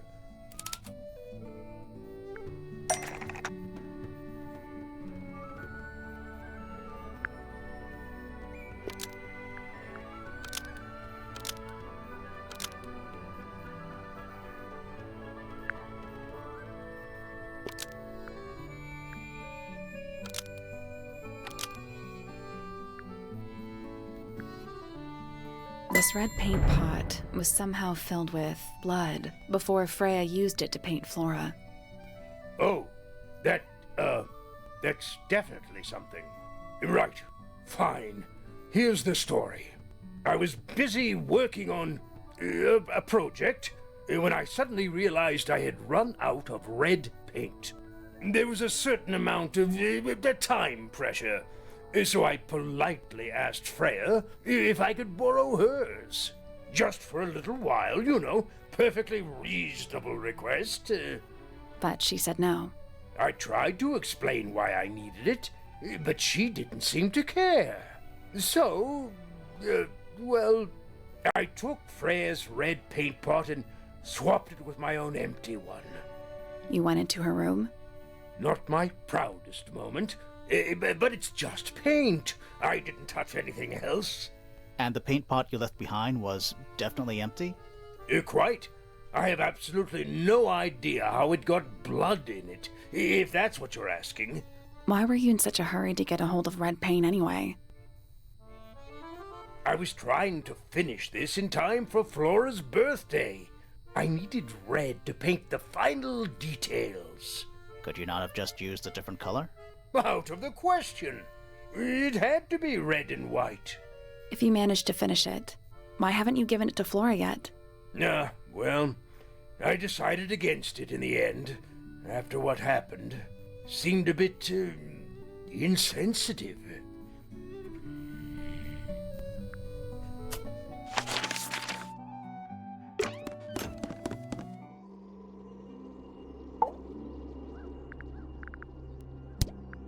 Anything we should know? Any hobbies? Besides staring out the window?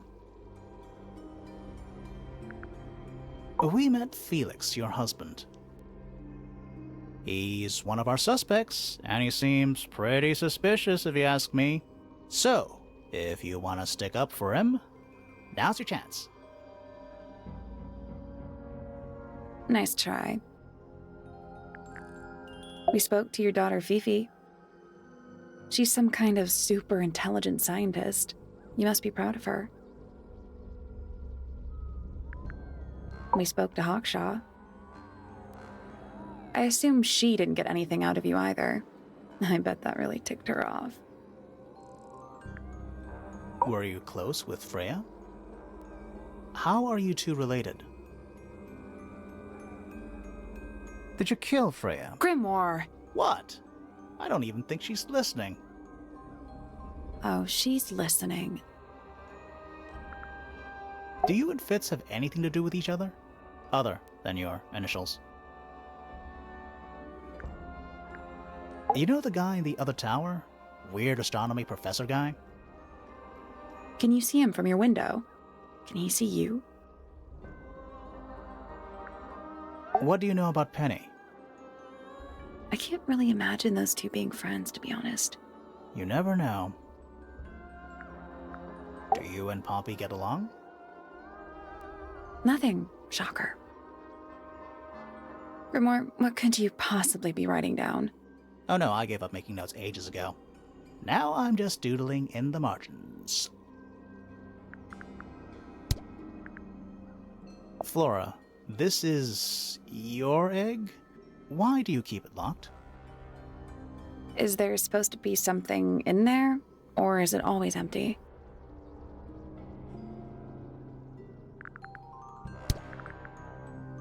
So, this painting, specifically that knife in Flora's hand. Yeah, it's creepy. But we didn't find a knife anywhere in the room. So what's going on?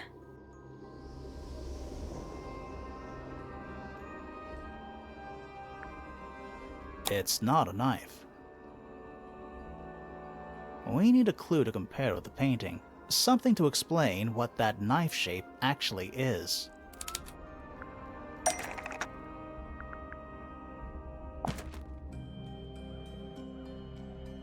Let's take a closer look at this.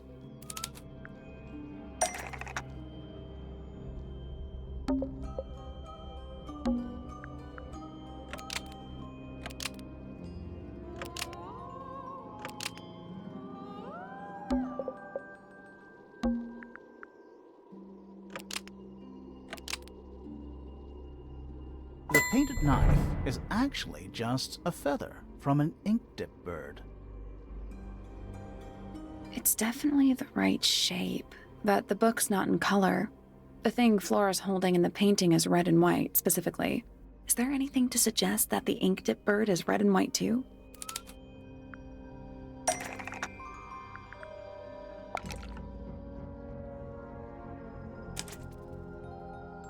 This little thing?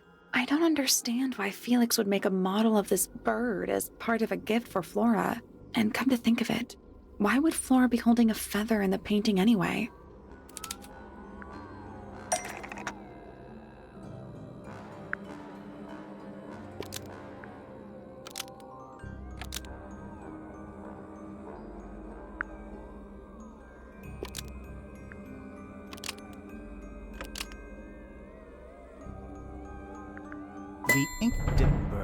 was Flora's pet, so she kept a single feather to remember it by.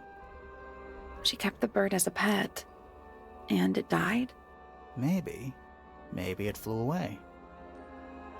Flora spends all her time staring out the window. Either way, she kept the feather. I think it was pretty important to her. All right. So she was holding the feather while Freya was painting her. But where is it now? You'd think she'd keep it somewhere close by. Yeah, I think she does. Normally. This is where Flora usually keeps her feather.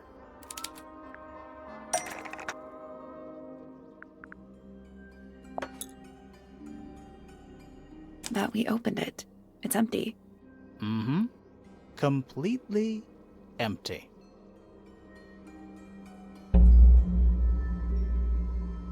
Flora? She's pointing at something in the corner of the room. It's just a pile of books. They're not... Wait, there's something tucked inside this one.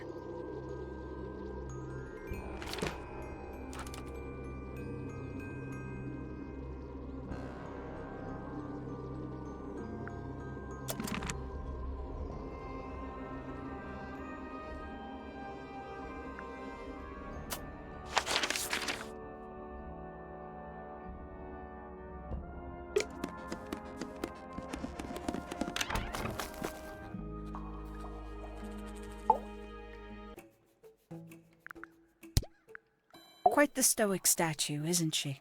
I can only dream of being as cold and indifferent as Freya Fellow. You think she's hiding something? Perhaps. She has some strange habits. I heard she barely sleeps, an hour here or there, sporadically. Spends the rest of her time staring up at the sky. Did you get anything useful out of him? Not sure. What about you? Nothing worth committing to paper. I think he knows more than he lets on. Probably. But talking with him is so tedious. Considerably intelligent, and her powers of observation are enviable. But she has no ambition. No focus. In her defense, she's still a teenager. Barely. 314 cases solved. 314. Freya Fellow is of great interest to me. I perceived her to be the most intelligent individual here at Tangle Tower. Within a day, she had identified for whom I was working and for what I was searching. I didn't know how she did it. I was impressed. I regret that I did not question her more thoroughly when I had the opportunity. You couldn't have known she was about to be killed, though. I have only myself to blame for failing to perceive the signs. What signs? I do not wish to do your job for you, Detective.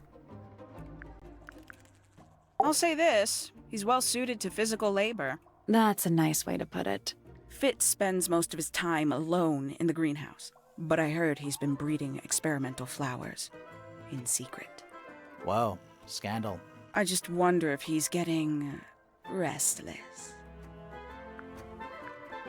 Professor Pointer's a respectable astronomer. Keeps himself to himself. What? We're just surprised. That was the most polite you've been about anyone. I find her rather embarrassing. Little more than a spoiled child. Penny must be at least 25. 27. Just makes it worse. Poppy has remarkable musical talent. She could be famous, wealthy even, if she wanted to. She'd probably have to leave Tangle Tower first. Quite.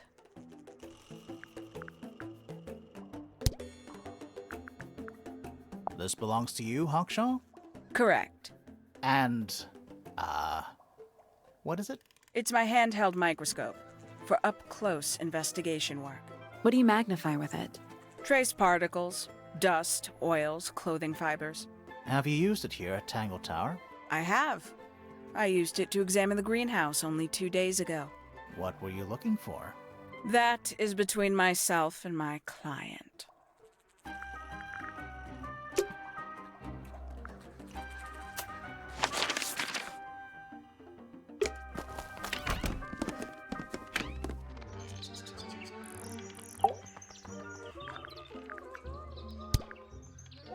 fellow bird enthusiast. She's quite the expert, truth be told.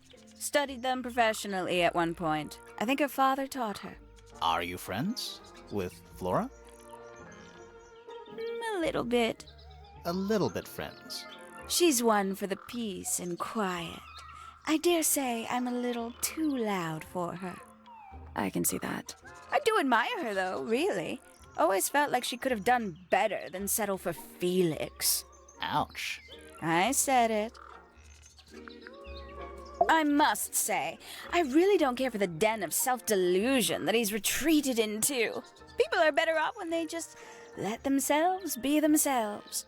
Between you and me, I think Felix is secretly rather miserable.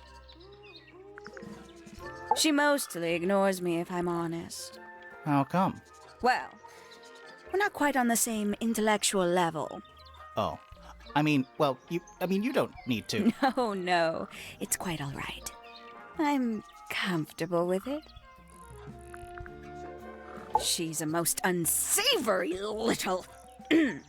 She was incredibly rude about my appearance. Which part? The giant bird arms, or... If I were her, I'd go easy on the judgment of others. I mean, look at her. She looks like the ghost of a scarecrow.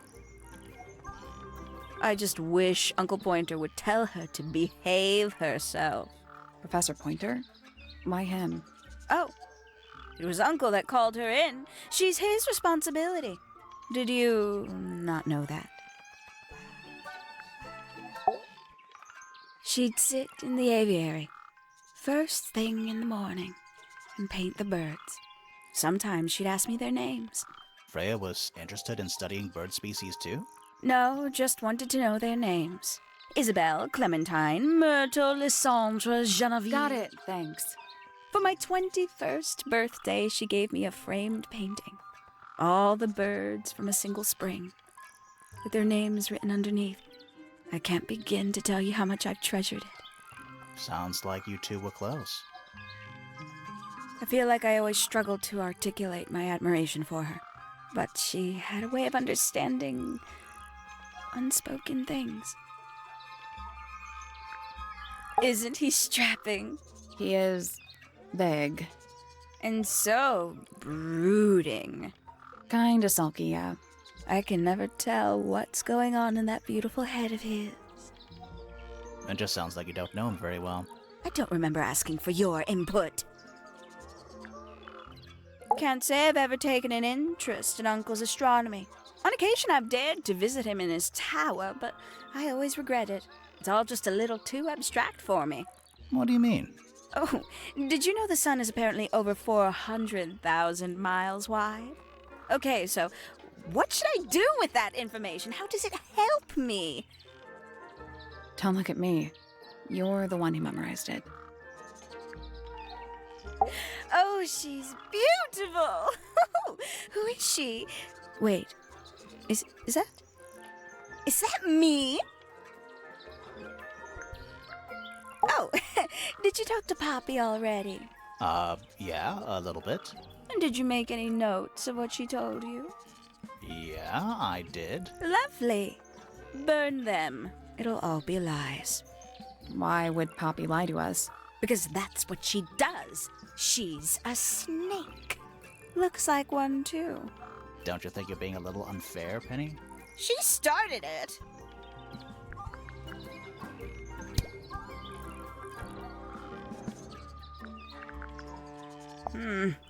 That's, rather strange now, isn't it? We found it in your room. Just lying around, was it? Nope. You'd hidden it, but we found it. We do that. Who's the her in the message? And what's the deal with the petals? It's really none of your business.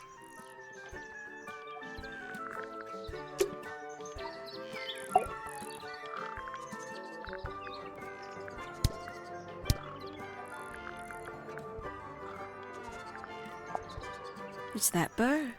But these must have been drawn at least a year ago. Oh, how sad. Is that for sewing? Maybe? We have no idea. Lovely. Oh, there used to be all kinds of birds here at Tangle Tower. The most fascinating breeds, all totally unique. Used to be? There are birds all over the place. Most of them are rather ordinary, I'm afraid. What happened to the non-ordinary ones? That is a very good question. Oh, did Fitz show you that? Not exactly. We found it hidden under his bed. Ah, right. Not a fan of insects myself. Whose research is this? We were hoping you might know. No, can't say I... Freya, perhaps. I know she was always very fond of grubby little things like this. Noted. I can't decide what's worse. How she looks here, or how she looks now. Do you know who this is? In the photo? Oh, absolutely no idea. Looks a little simple for Poppy, doesn't it? I thought she was a grade 12 or something. I didn't know there were that many grades. I'm sure they invented some new ones just for her. Somebody taking an interest in extinct animals. Extinct. Oh, yes. The book is very old. Most of the birds in it are long gone. Well, what about this bird, though? The ink dip. This one? Well, it was thought to be extinct for a long time. Then one was found here at Tangle Tower. So it's not extinct. You misunderstand. It was the last one. The very last. Oh. Ooh, a secret diary. That's our guess, too. Excellent. I don't know what that is. Ooh, delightful. More of a gemstone than a fruit, isn't it? Inedible, too, I think. Yes. At one point I thought Fitz might be growing them to sell them. But honestly, I think he just likes the way they look. Haven't seen this one in a while. He lives in the music room, doesn't he? Currently. I must say the girls are awfully well behaved today. I think they know we're in the presence of company. They belong to you? Why do you keep them in a cage? They need a special diet, particular treatment.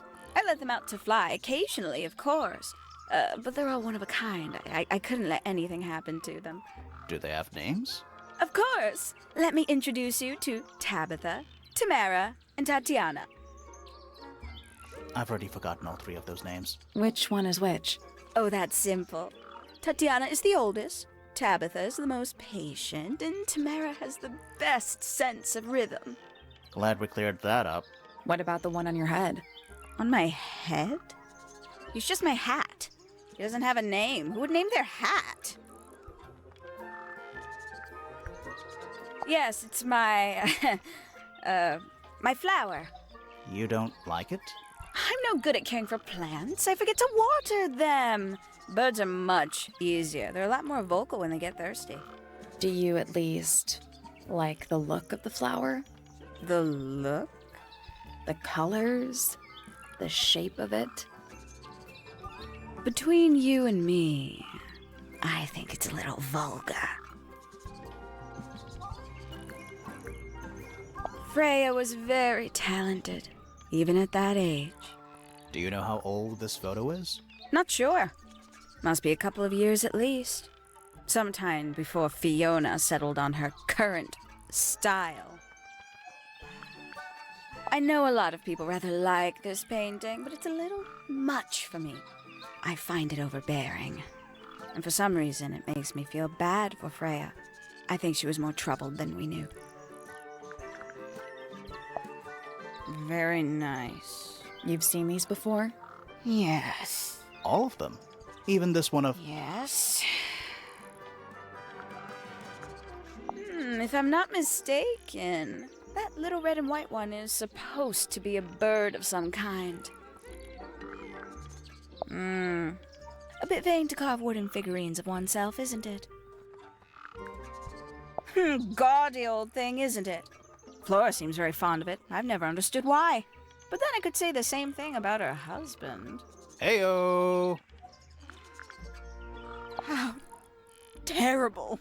You recognize it? That color scheme. 3 different pinks. Obscene. Poppy's gramophone. She's had it for a long time. As a young child, she'd call it her mama phone, on account of it belonging to her mother. That's cute. Oh yes, adorable. You know, it's probably quite impressive. To a visitor, fresh eyes and all that.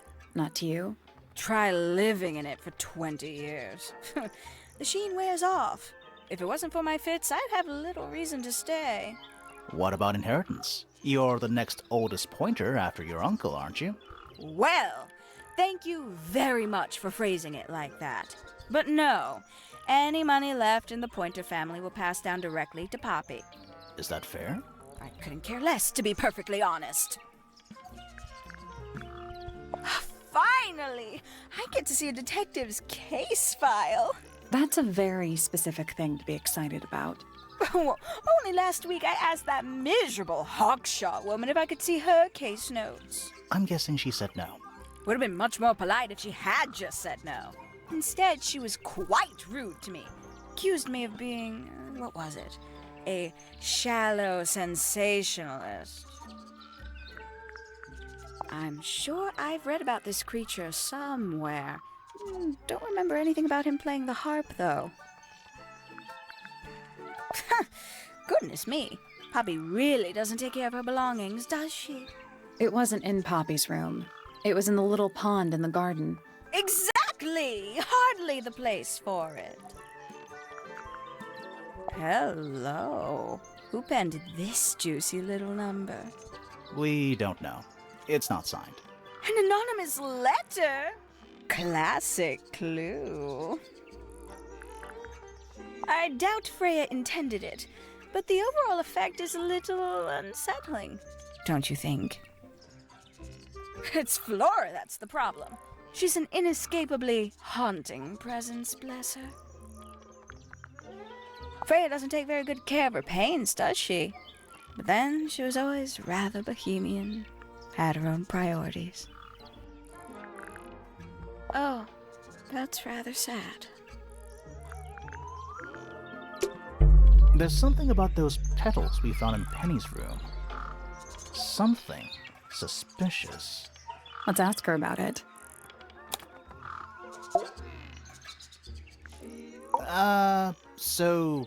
Yeah, we found this. Oh, that's nothing. You wrote, "Now I'll get her," on a piece of paper and hid it in your room. That's not nothing. Actually, it's not the message I wanted to ask about. It's those red flower petals. The petals.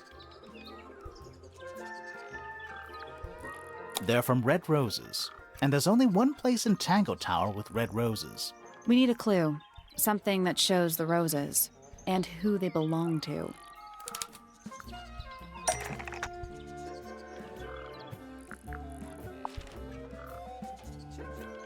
It's a drawing of Fitz and Poppy in the rooftop garden. See what Fitz is holding? I can't imagine what you're getting at, but it doesn't matter. I couldn't have taken anything from the rooftop garden. It's only accessible from Fitz's room or Poppy's room. How could I have taken something from a garden to which I have no access?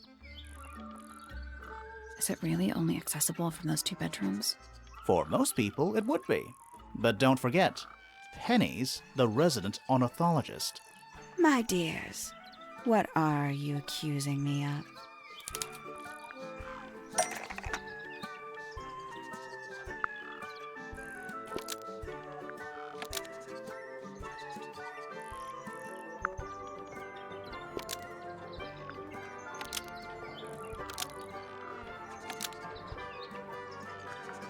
One of Penny's birds was used to spy on Poppy and Fitz and steal evidence from them. We know those 2 have been spending time together in the rooftop garden. I'm guessing you got paranoid. Wanted to know what they were up to. I'm just not the jealous type.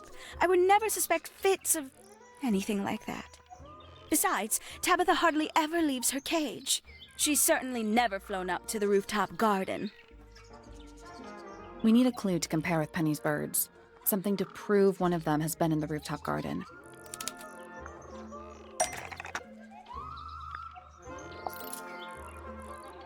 Let's take a closer look at these.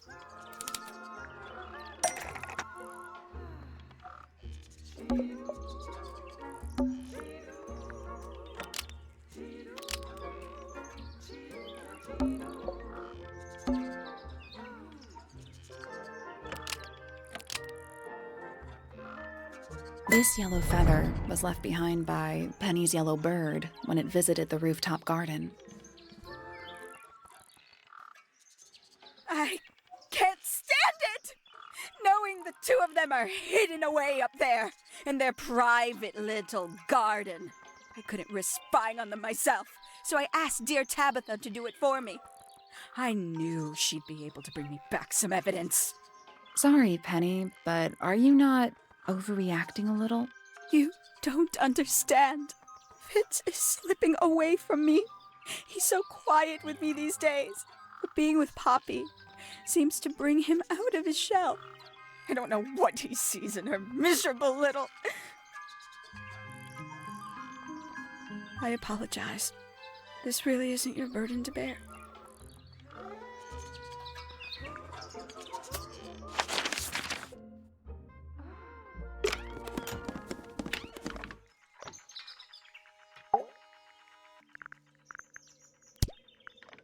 A listless soul drifting through the ether. What's wrong with her? Not sure. She's always been troubled. Comes from a dysfunctional family. I'd say you could ask her about it, but I think you might find that to be a bit of a dead end. He should learn to make the most of his lot in life. And he does have a lot in life. You're talking about money? Among other things, but yes, he currently has agency over a small fortune. That is, if he hasn't already squandered it or lost it. You two don't get on? Oh no, we're the best of friends. Ah yes, the heiress of Tangle Tower. Goodness knows what'll happen when she takes charge. I dare say she'll confiscate my telescope and replace it with a microscope. She doesn't seem to be the type to impress her will on others. Still, keep an eye on her. Dangerously intelligent, that one. You sound jealous. Wait, are you two science rivals? Oh no, we operate on very different wavelengths. Literally. Hard to read, that one, but she seems to know what she's doing. She's kind of mean. You know, I simply assumed all detectives were sharp, rigorous, and thorough. Then, of course, I met you. Nobody could deny her talent. She was remarkable, artistically gifted, but also highly intelligent. Those two things aren't mutually exclusive, you know. Was she ever interested in astronomy? I don't think she was. The fault may well lie with me for failing to inspire her. But I think she was captivated by more tangible things here on Earth. My daughter loved her.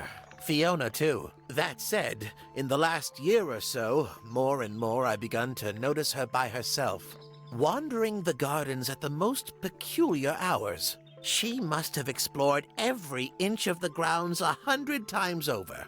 Quite a restless spirit, I think. I'm surprised she chose to live at Tangle Tower as long as she did. What do you want me to say? He's the gardener. He's a member of the family. Yeah, but not the Pointer family. What happened to his parents, do you know? His father, Flint, is Felix's brother. Strange man. Don't think anybody knows what happened to him, but he certainly doesn't live here anymore. What about his mother? Emily? I've not met her. She never actually married into the Fellow family. Her relationship with Flint was, it was short-lived. I don't especially want to talk about myself. Introspection often leads to vanity. Wait, does it? Why don't we discuss the moons of Jupiter instead? I'm not sure if we have time. Aren't there like 10 of them? 83. Yeah, we don't have time. Ah, Penelope, our resident ornithologist. Penny's your niece, is that right? At this moment in time, until she marries the gardener. She'll still be your niece. But she'll depart from the world of the Pointers and join the Fellows. Like rats deserting a sinking ship. My Poppy, my pride and joy. Exceptionally talented pianist from a young age. She... Hold on. Why is she on your list of suspects?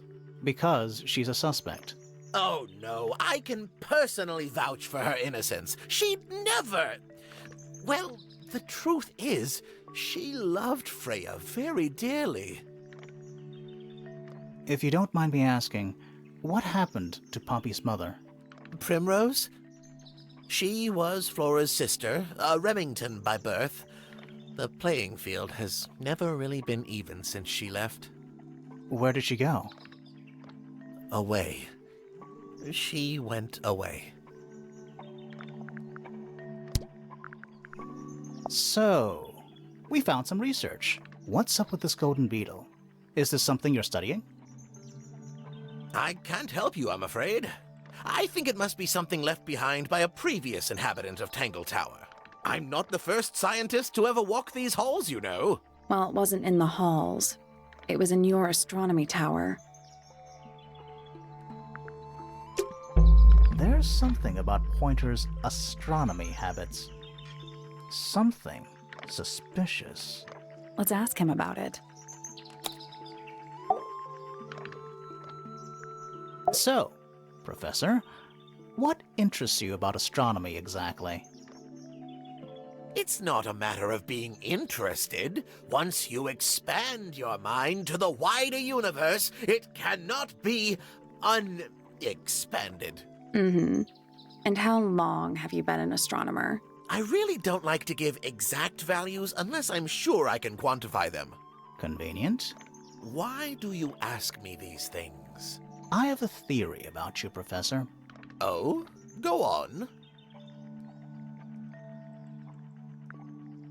You're not really interested in astronomy at all. What could you possibly mean by that? I think you're interested in a slightly different field of research.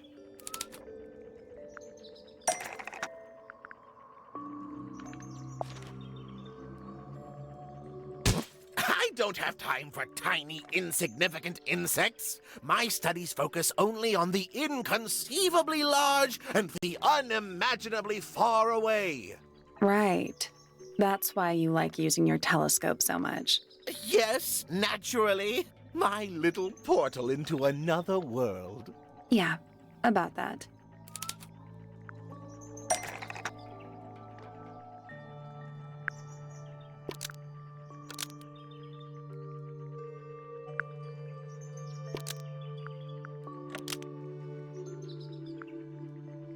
Pointer's telescope was actually looking at the crime scene and not up at the sky. First, you accuse me of being a lowly entomologist. Now you're accusing me of, what, spying? Are you spying? Why would I need to spy on Flora? Why? Because you lost your golden beetle specimen, and it's made you paranoid. You think somebody stole it from you. Might not have been Flora you were spying on. Might have been Freya. It's a very precious specimen. Incredibly rare. Valuable in ways you could never understand. Freya was always sneaking around, both towers and in the gardens too. She was definitely up to something. So, this next question is important. You were looking to Flora's room around the time of the murder. Did you witness the crime, Professor? No, I didn't. When I looked into the room, Flora was already lying on the floor. Flora? You mean Freya? No, Flora. She was lying by the window. I couldn't see Freya at all. It was fairly dark, and the telescope isn't at a very good angle. That's why I decided to head over there myself. I needed to know what was going on. This changes your statement, doesn't it? No, everything I told you in my statement was true. Apart from the reason you left your tower in the first place. Right. Let's go over what we know about the crime scene.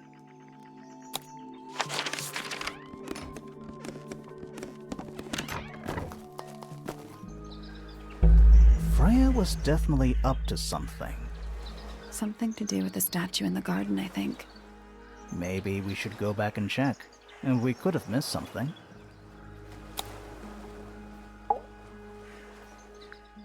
We know a little more about the crime scene now. So, what do you think? Was Freya stabbed by her own painting?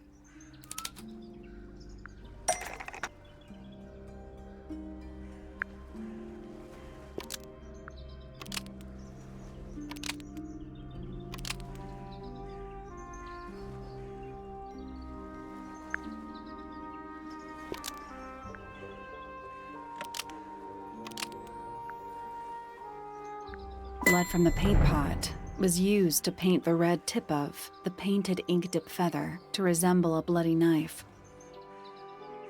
I think you're right. Can't decide if I'm disappointed or relieved. I have a question. Why?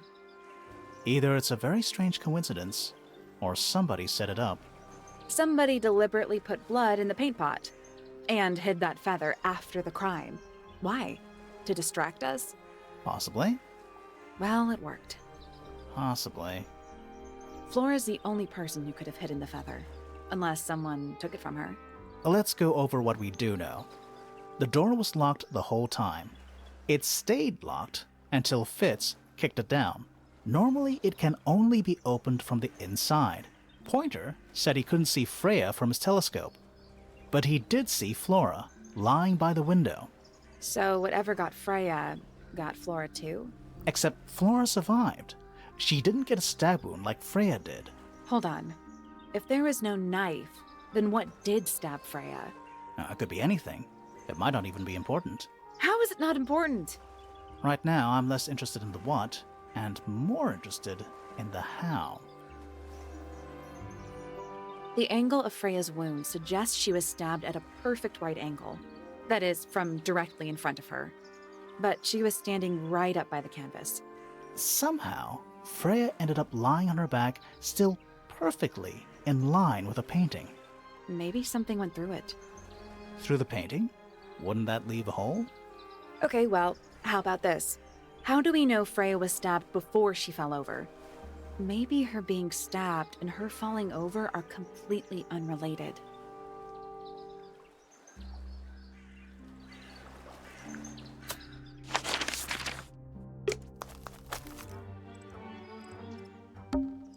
This wasn't here before. What is it?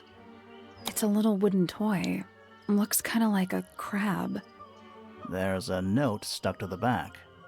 What does it say? Grimoire?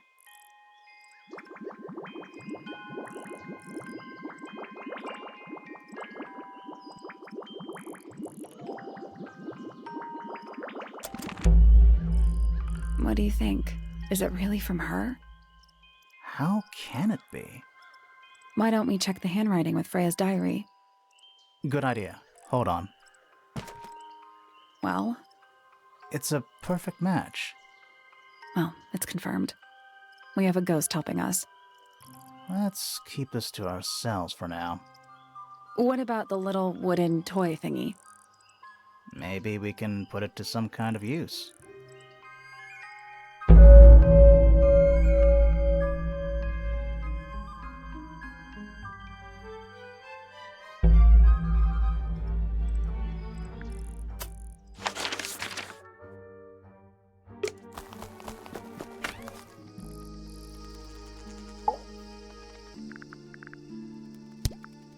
I like Flora. I hope she's all right. Do you think she had anything to do with the murder? There's no way. She wouldn't willingly cause any additional suffering for anyone. Felix is a contradiction. His loyalties are placed firmly within the realm of materialism, money, property. But his ego relies on an entirely fraudulent self-image, don't you think? I was just about to say the same thing. Fifi doesn't like me. What did you do? I'm not sure. If you find out, maybe you can let me know. She questioned me. About what? My work, the plants, bit of everything. Did she search the greenhouse? No, she didn't. You sure? Maybe she did it when you weren't in there. No, she hasn't touched it. How can you tell? Trust me, I can tell. She was always kind to me. She'd come into the greenhouse when I was working, sometimes by herself, sometimes with Poppy. I think they were just bored at first. Eventually, they started asking questions. About what? Poppy wanted to learn about flowers.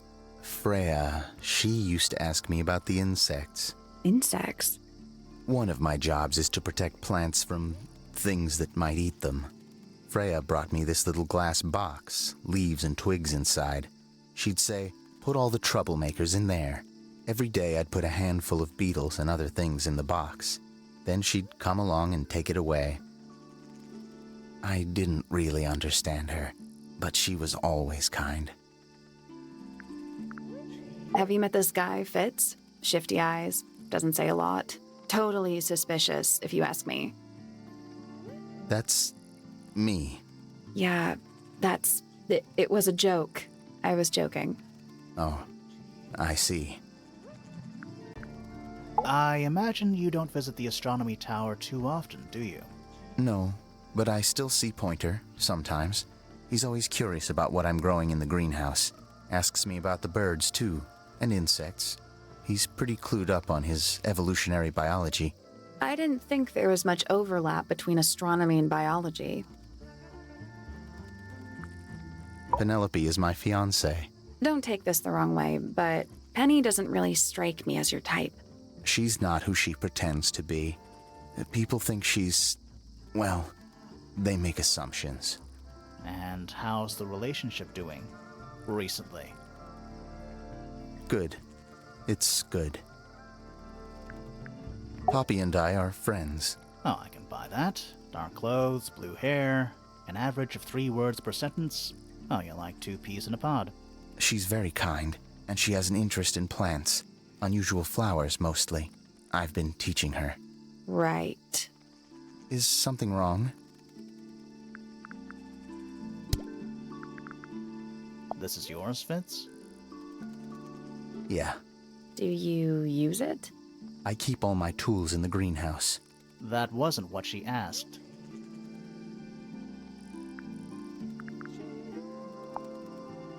A flower. Yeah, it's a flower. We found it in Penny's room. Okay. Mean anything to you? Why would it? Come on. I don't really go into Penny's room or anywhere in Pointer Tower. I just don't have a reason to. This is a good example of how things work. I mix that soil here in the greenhouse. It's made with water from the lake. And it makes the fruit grow all shiny and gem-stony. Sometimes. You never really know what's going to happen. And what do you do with this shiny and edible fruit? You look at it. There's something about the report of Fitz going up Pointer Tower. Something suspicious. Let's ask him about it. There's something about Hawkshaw's handheld microscope. Something suspicious. Let's ask her about it. So, Fitz, I have a report that you were seen sneaking up Pointer Tower. Holding a knife. That's not right. I don't go into Pointer Tower.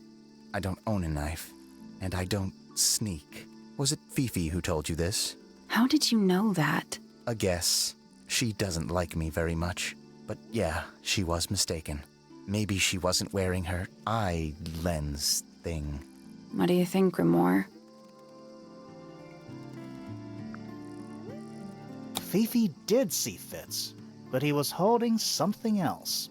So, if it wasn't a knife, what was it?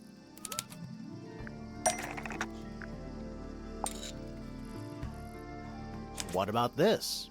Ah, that. Is it yours? It was a gift. It's sentimental.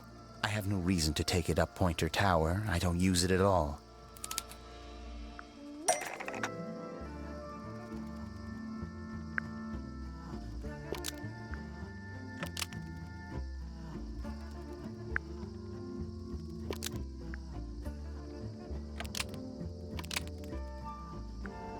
An ornate trowel is used by Fitz to look after a potted flower in Penny's room. That flower. Yes. I've never seen it before. We need a clue to compare to that flower. Something that proves its connection to Fitz.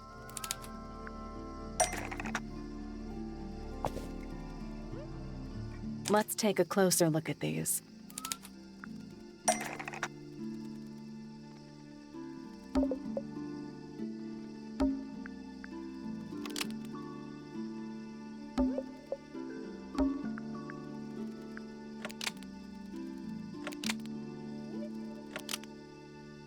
The pot and soil in Penny's room matches the pot and soil found in Fitz's greenhouse.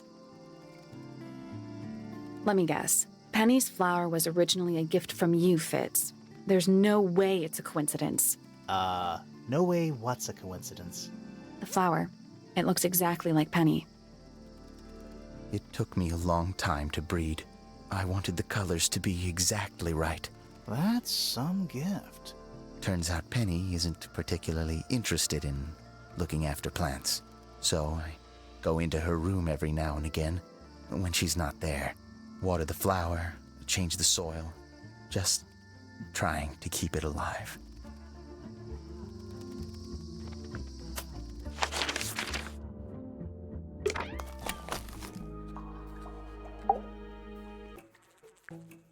This little microscope thing?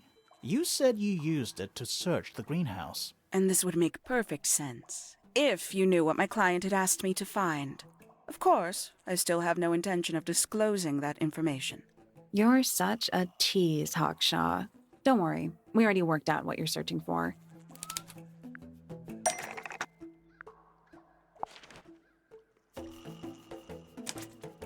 You're not as hopeless as you look. Thanks. So, that's what you were looking for in the greenhouse? This beetle? Surely even you can understand the logic of it. The greenhouse is home to a great many insects. The gardener could have easily kept the beetle hidden in there. Well, Fitz said you questioned him, but didn't actually search the greenhouse. He's not exactly the type to appreciate subtlety. He simply didn't notice that I was using my microscope. What do you reckon, Grimoire? I know for a fact she didn't use the microscope in the greenhouse. It's not a microscope at all. All of a sudden, Detective Grimoire is some kind of expert on microscopes.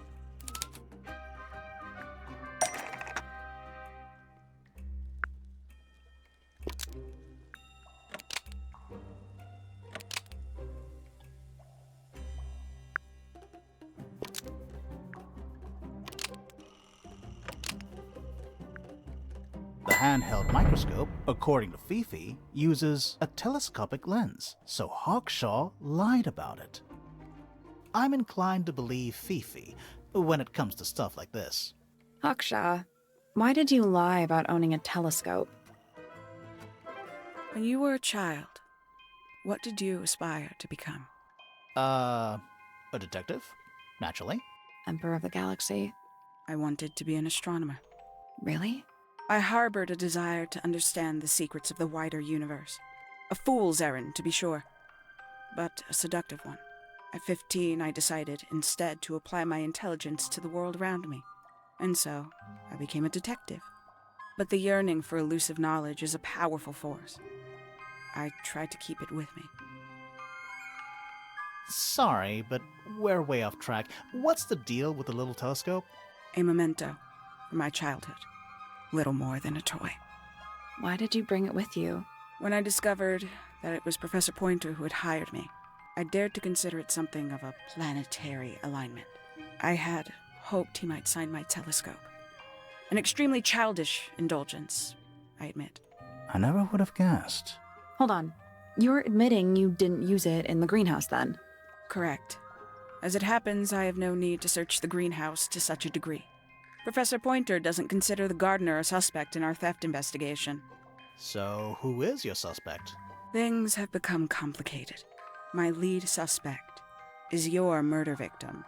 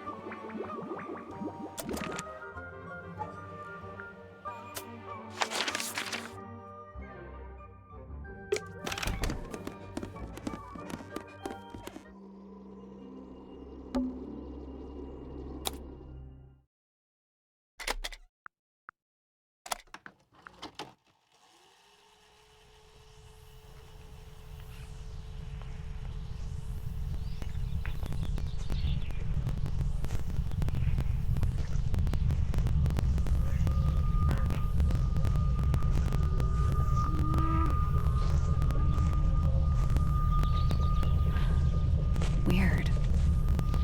It's someone humming a tune.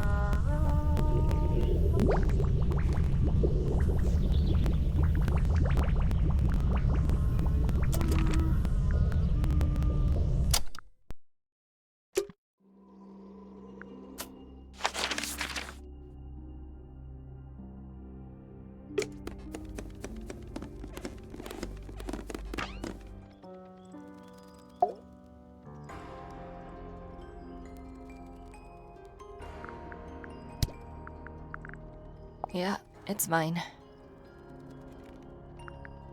Can you play the tune for us? Sure. It's literally 8 notes. I have it memorized.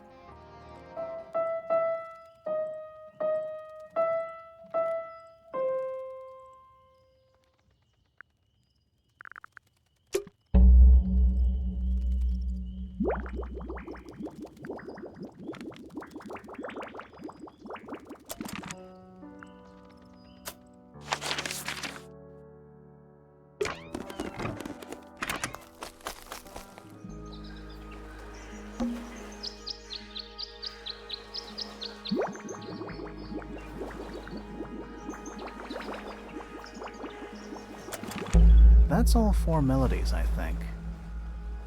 So, what do we do with them?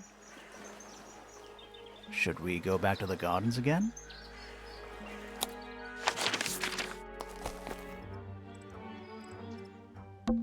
Let's try this again. You know, I think we might be able to solve this now.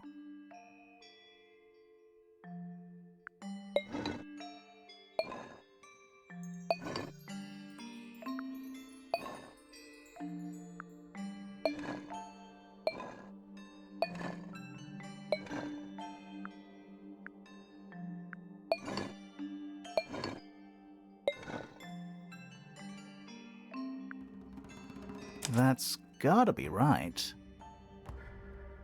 Nothing. Maybe it's broken. Wait. Do you hear that?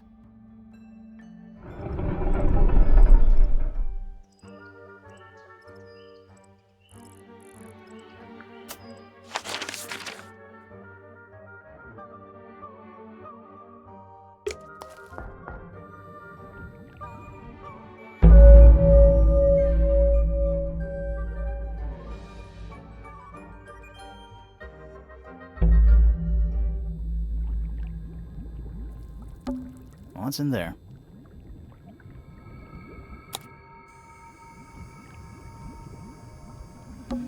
Nine beetles. All different, all dead. Poor little guys. Now, there's a bunch of notes written all around them. It's mostly numbers. No idea what they mean.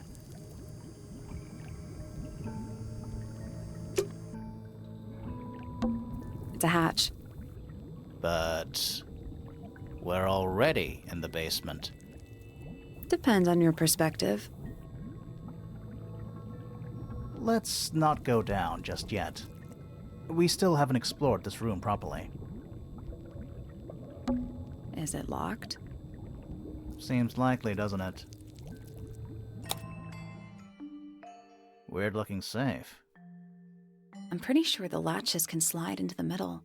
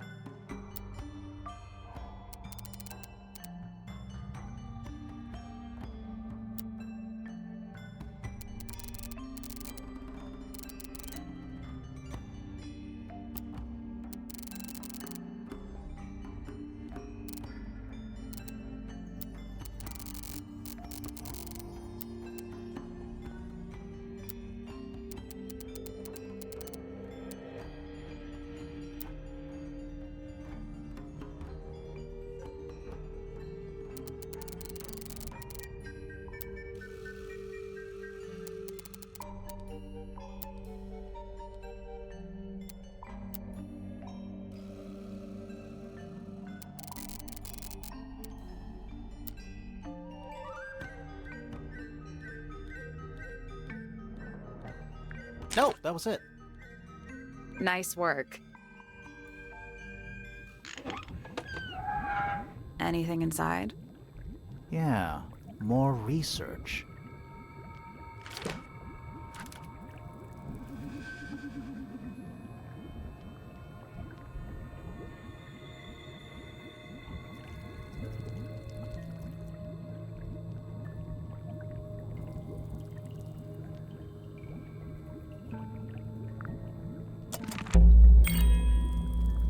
Whose research is this?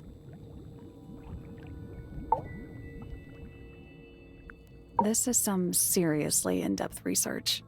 It's impressive, but it's incomplete. There's a section missing.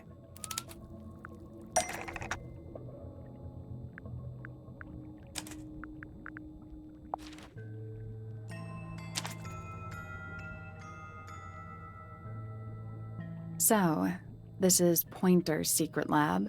Definitely seems like he's the one using it.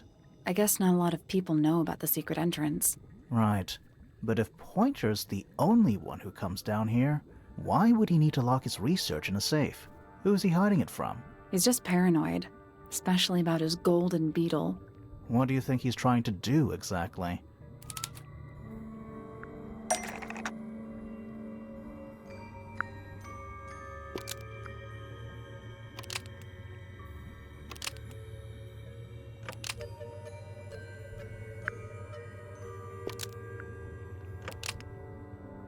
Pointer has been trying to breed the golden beetle in the underground laboratory. Why? Because it's rare? Because it's gold? Is that it? I think so. I don't think he cares about entomology any more than he cares about astronomy. He just wants to get one over on Felix. If he can breed his own gold, suddenly Poppy's inheritance is looking pretty, Infinite. Might explain why he was so worried about losing the beetle. Maybe somebody did steal it. Might have been Freya after all. We know she was trying to get through the secret door in the garden. She might not have known what was down here, though. Maybe she was just curious. Curious, sure, but not naive. I reckon she knew what was going on. I think we're still missing the bigger picture. There's no way this is all just about a beetle. We're done. Ready to go down? Again?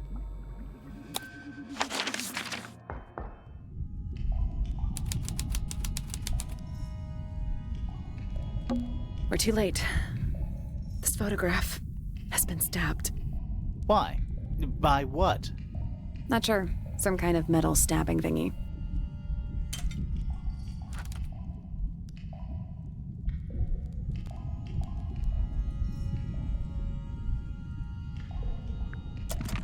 So what's the photo?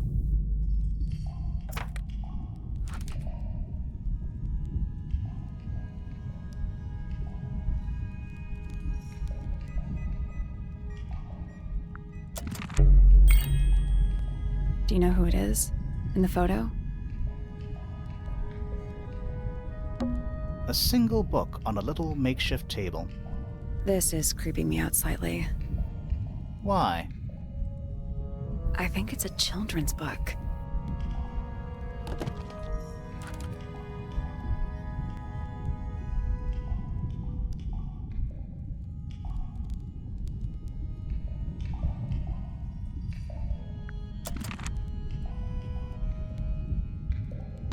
There's a roll of paper up there. I'll see if I can reach it. Let me guess. Blank.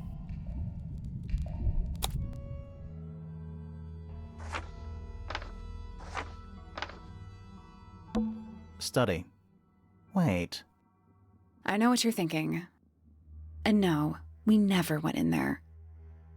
How did we miss it? This seems pretty significant. Agreed.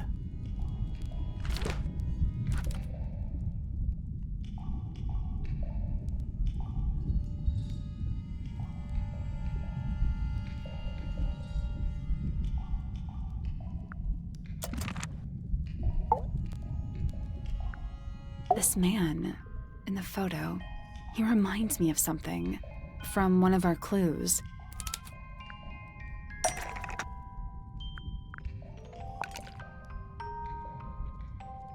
Felix made a little model of him for Flora.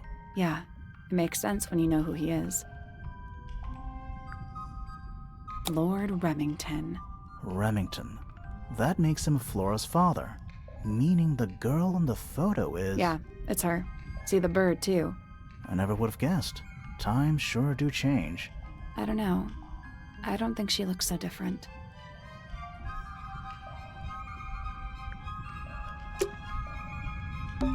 Basements don't normally have windows. We're at the bottom of the lake. We must be. Right. But if that's the lake bed, why does it look like that? Like what? White, smooth, no plants, no anything. That's not what a lake looks like. Where are we?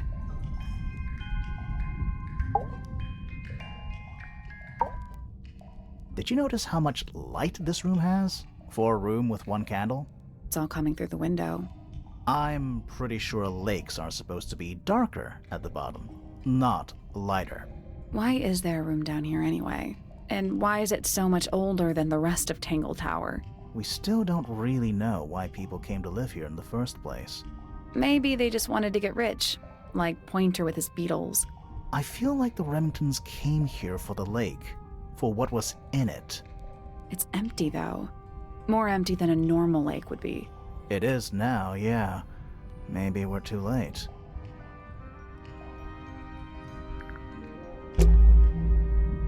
Let's head back up to the Grand Hall. I want to find that last room.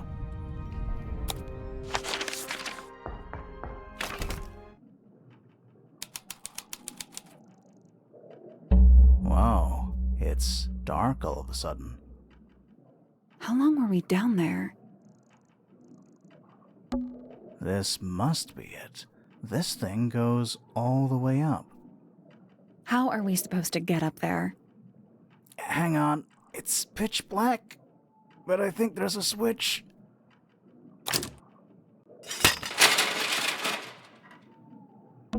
A ladder. Want to go up?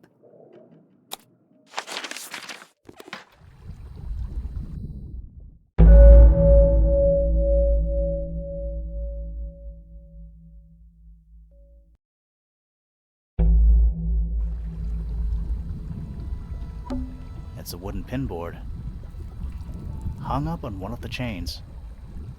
Looks like there's a couple of things missing from it.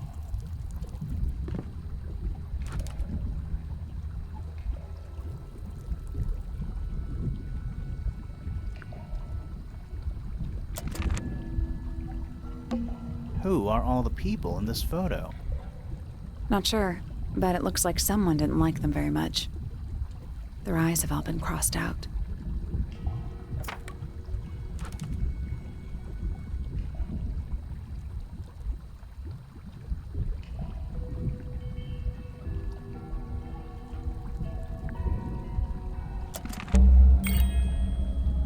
photo is important.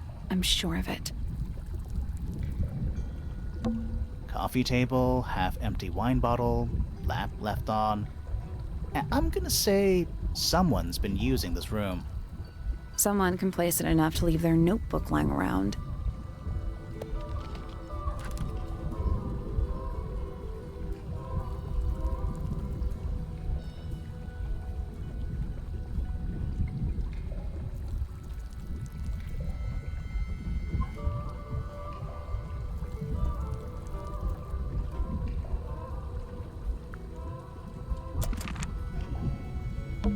An incinerator built into the wall.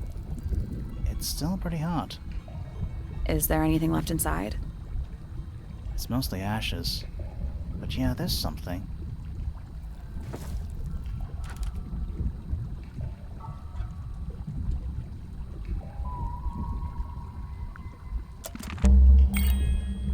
Someone's been using this room. Is that a crab? It's got a translucent exoskeleton. You can actually see its insides. Also, crabs normally have 2 claws, right? Not 3? Ugh. You sure we should be touching it?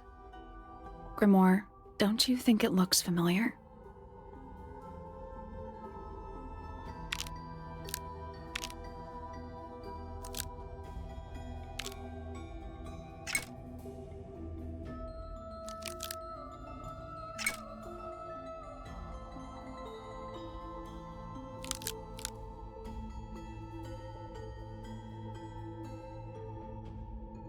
Perfect.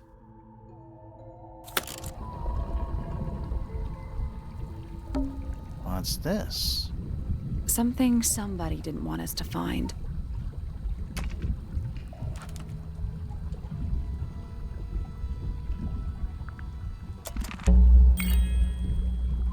What is it? I don't get it. This room is in the original building plans for the mansion, but nowadays it's some big secret? It's not a secret to everybody. At least one other person still knows about this room. The way the notebook was left out on the table makes me think it's someone who has the room all to themselves. Whoever it was, they left more than just the notebook. There's a whole design project on this pinboard. Feels like someone put quite a bit of effort into it. It's a shame there are things missing from it. I'm betting it'd make more sense if we could see it all together. That might not be impossible, you know.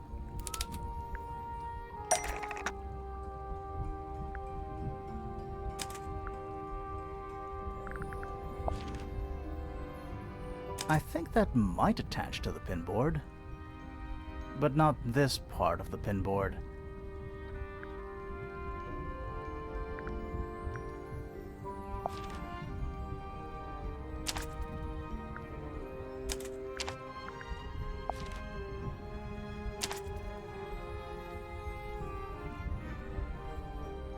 The painting from Freya's room and those sketches. Did Freya design Detective Hawkshaw's clothes? What kind of sense does that make? I don't think that's why Freya made that painting, but it may have been why somebody took a photo of it to use as reference. And as for those sketches of Hawkshaw, I don't think Freya actually drew them. It was somebody else, someone with less of a talent for art. Doesn't exactly narrow it down. Should we go ask Detective Hawkshaw about all this? I'm not sure. I still don't know what's really going on. Another photograph. Their faces are all crossed out with some kind of black ink. That's weird. Oh, you think so? No, I mean, something I just realized. Sally, did we meet any of these people here at Tangle Tower? Well, the woman on the left looks a little like Poppy, but her style is way different. And at first I thought the guy on the top right was Felix, but now that I look at it, I don't think it is him. Was someone trying to hide it? From us? I don't know, but it looks incomplete to me. I want to know what happened to the rest of it. Where are the other parts? We found them already.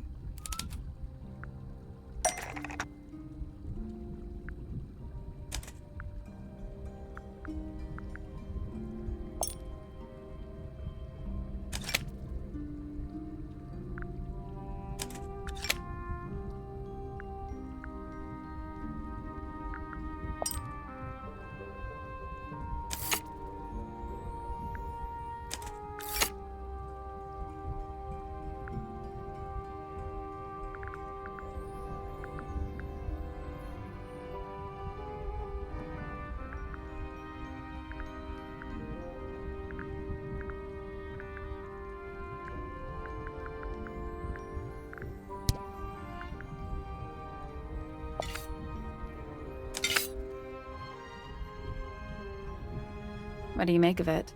Not sure. Let's keep an open mind. You don't think the crossbow is the murder weapon? Oh no, the crossbow is definitely the murder weapon. But that doesn't mean we've solved the mystery.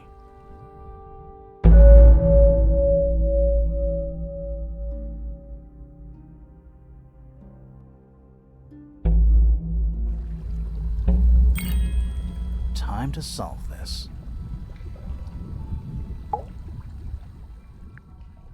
All right, break out the notebook. Time to put it all together. Let's start with this. It's an arrow for the crossbow, and it matches Freya's wound.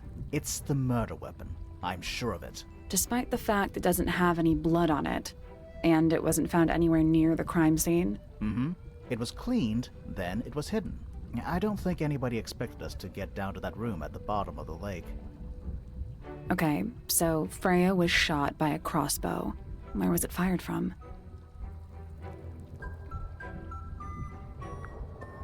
It was fired from above Freya. Above, huh? Yeah, our diagram doesn't show everything. Let's add in the rest of the crime scene. The attic. Perfect hiding place. We even found a part of the murder weapon up there. The reel was used to pull the arrow back up through the crack in the floorboards. Explains why we never found a weapon at the crime scene, I guess. The murderer must have dropped the reel in the attic. I'm guessing they were in a hurry to escape. Wait. The arrow was fired through the crack in the floorboards? Yeah, it's directly above where Freya was found lying on her back. Nope. Doesn't add up. It would have missed her if she was still standing up by the painting. Ah, right. Unless... Freya was already lying on her back before the arrow was fired. I think so too. She'd fallen unconscious. Something in the room caused Freya to fall unconscious. The gramophone. Right. But the gramophone by itself can't do that.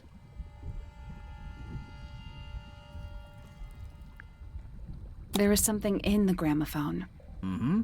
Something small.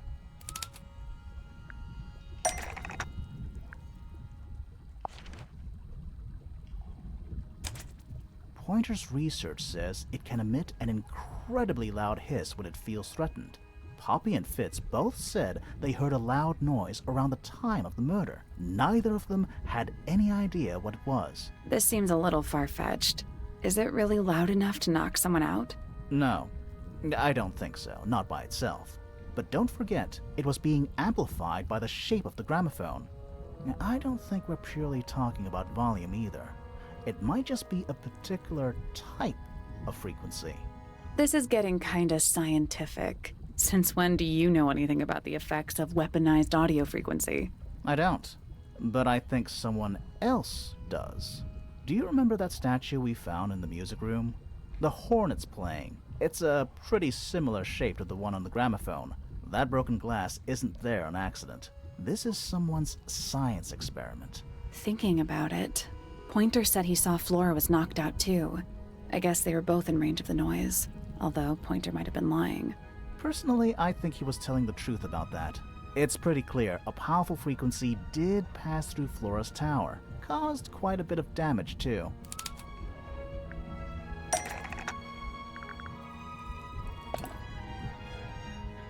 Those cracks didn't appear out of nowhere. Freya's paints, the pink cassette tape, and the gramophone itself, they all sustained similar damage while they were in that room. That's some seriously powerful vibration. Enough to crack metal. Enough to knock someone out all the way across a room. Yeah, that's the one thing I don't get. If the frequency was so powerful and had such a big range, how did the murderer pull it off? Wouldn't they have been in range too? Think about it. They can't have been much further away from the gramophone than Flora was. They protected themselves. How?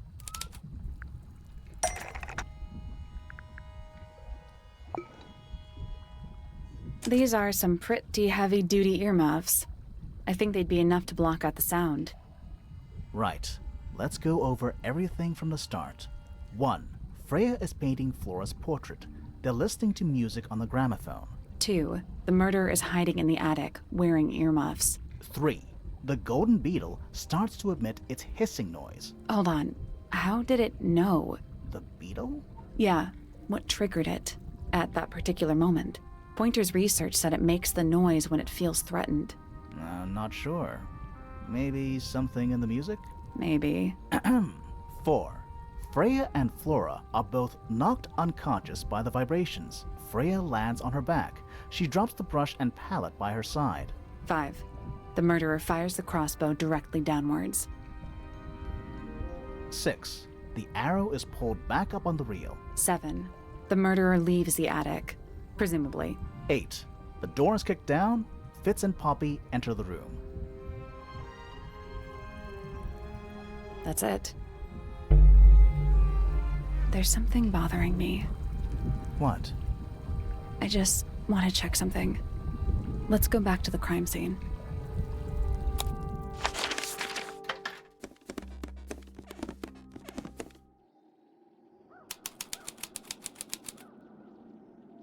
The plant. It's in the book. What? Look.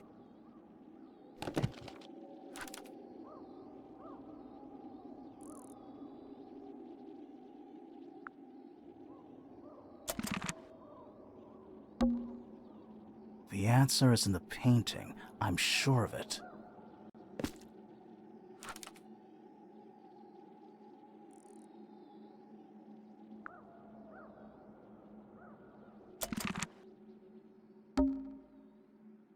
Freya, did you leave us a clue?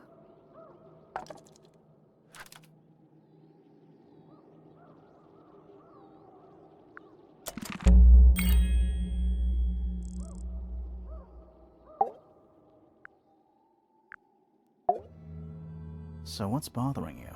Something that's not here. The thing we didn't find. We know she was holding it during the painting. Flora's ink dip feather? It was here. In this room. Where'd it go?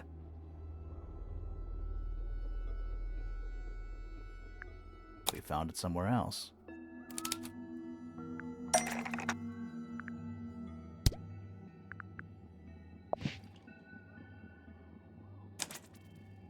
We were a little too late to save it.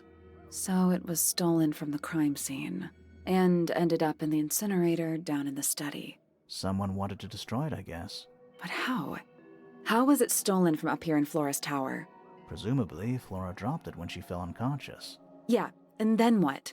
The murderer couldn't have stolen it if they were up in the attic.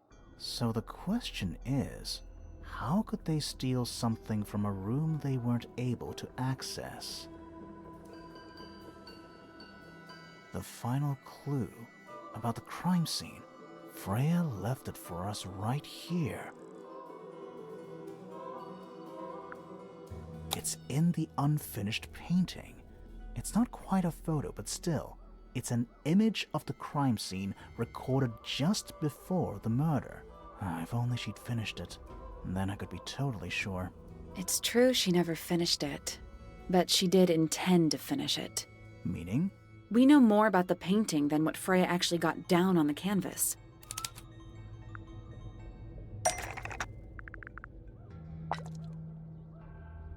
Freya prepared all the colors she was going to need before she started painting.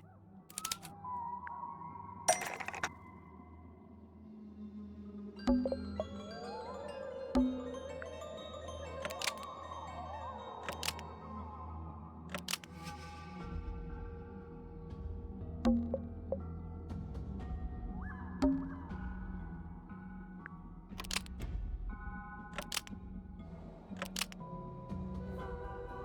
yellow paint was going to be used to paint this sketch of something sitting in the window. Something in the window. Oh.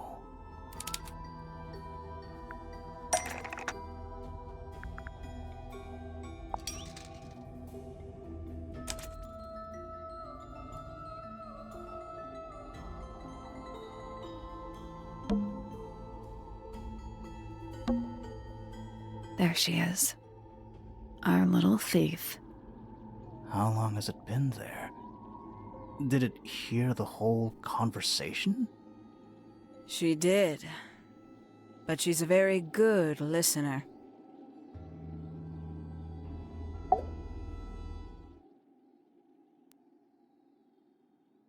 Well now, I think this has quite served its purpose, don't you?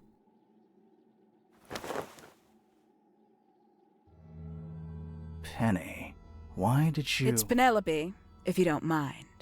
But before we begin, isn't there a certain formality demanding our attention?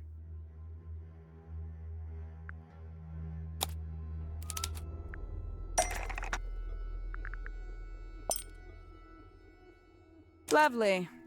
Now, tell me, what was it that drove you this far? I'm ever so curious. Justice for Freya. Is that right? Interesting. Why did you do it, Penny? What did Freya do to you? Absolutely nothing. So, what? You just hated her indiscriminately? Freya Fellow was an inspiration to us all. She was possessed of a great energy. The volition to create something from nothing. The willpower to walk beyond her boundaries. She was truly free. Everything I couldn't be. You know what? I just realized I actually have no idea who Penelope Pointer really is. Weird, isn't it? Considering we've met her, 3 times now? Exactly. How do we know this one isn't a disguise too? You think you've already hollowed us out, don't you? Only a few short hours at Tangle Tower, and you feel like you've got everyone sussed. Unearthed every single one of our secrets. Nothing but bullet points for your notebook. Go on, indulge me.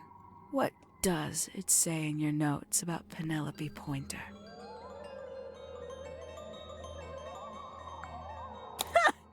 Suppose I can't argue with that, can I?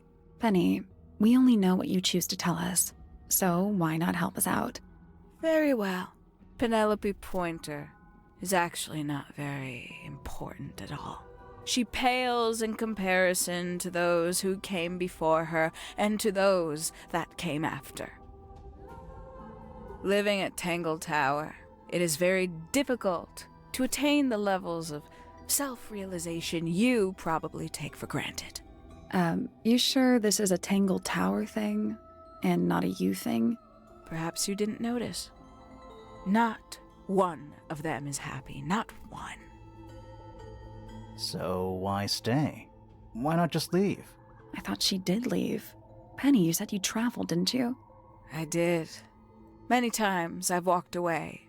It did not help me. You saw the family tree hanging in the grand hall, did you not? Yeah, it lists a bunch of people who don't live here anymore. A bunch of people who don't live here anymore. I couldn't have put it better myself.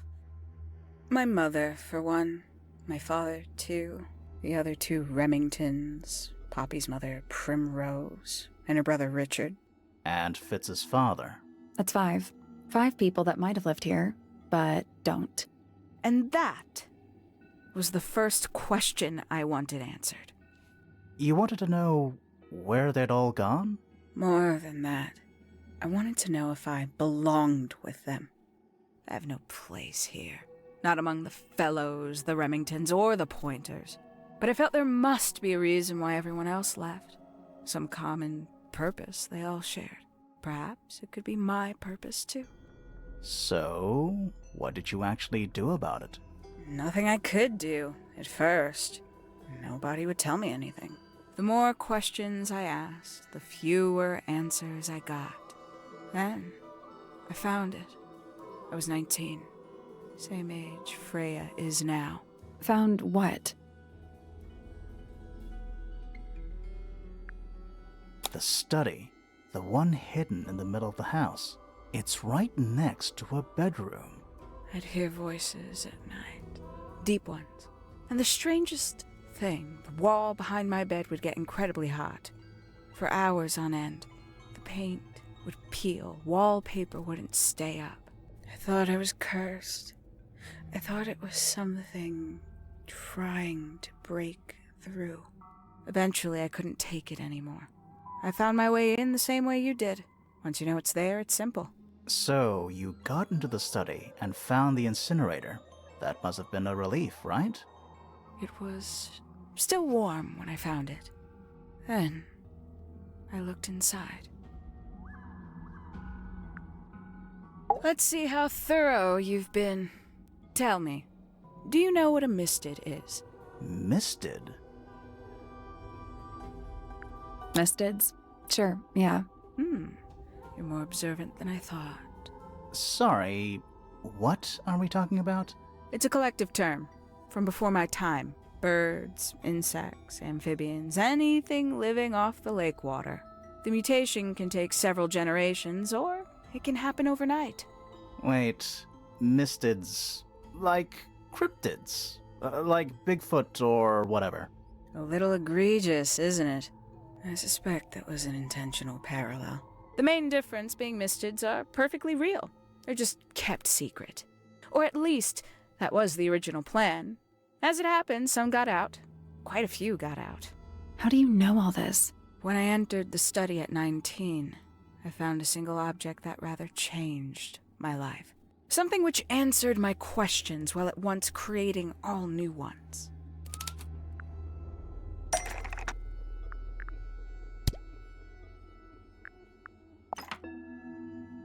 The 5 missing family members standing together as a single unit, calling themselves the ambassadors of a misted mansion. So, the house was renamed from Misted Mansion to Tangle Tower? And rightly so. The age of Misted Mansion is long past. When I looked inside the incinerator on my first visit to the study, I found nothing but ash. The afterimage of a bygone era denied to me in its entirety. The study, the room at the bottom of the lake itself, all empty shells. I felt my only hope lay with the ambassadors. If I could find them, maybe they'd share the family history that Flora and the others were trying so hard to forget. How did you track them down? It was tough. They'd taken almost everything. Books, maps, charts, the creatures themselves, all lost, taken away or destroyed. But I got lucky. I got a lead. I found one, and he led me to the rest. And? What happened? Why'd you paint out all their faces? They didn't help you either, did they? 19-year-old me had imagined they'd all left with a mission, a unified purpose, but they hadn't. They were, in fact, every bit as fractured as the people that still live here. Most of them had left tracking escaped mistids. Some claimed to be researchers, others little more than hunters.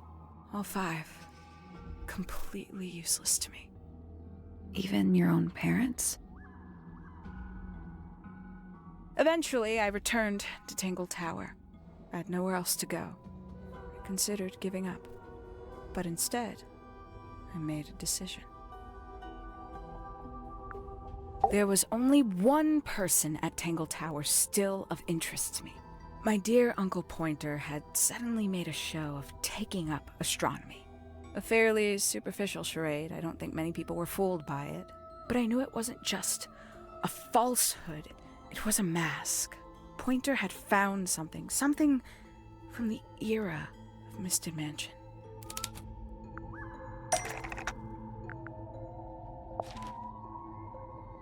So where did he get the beetle?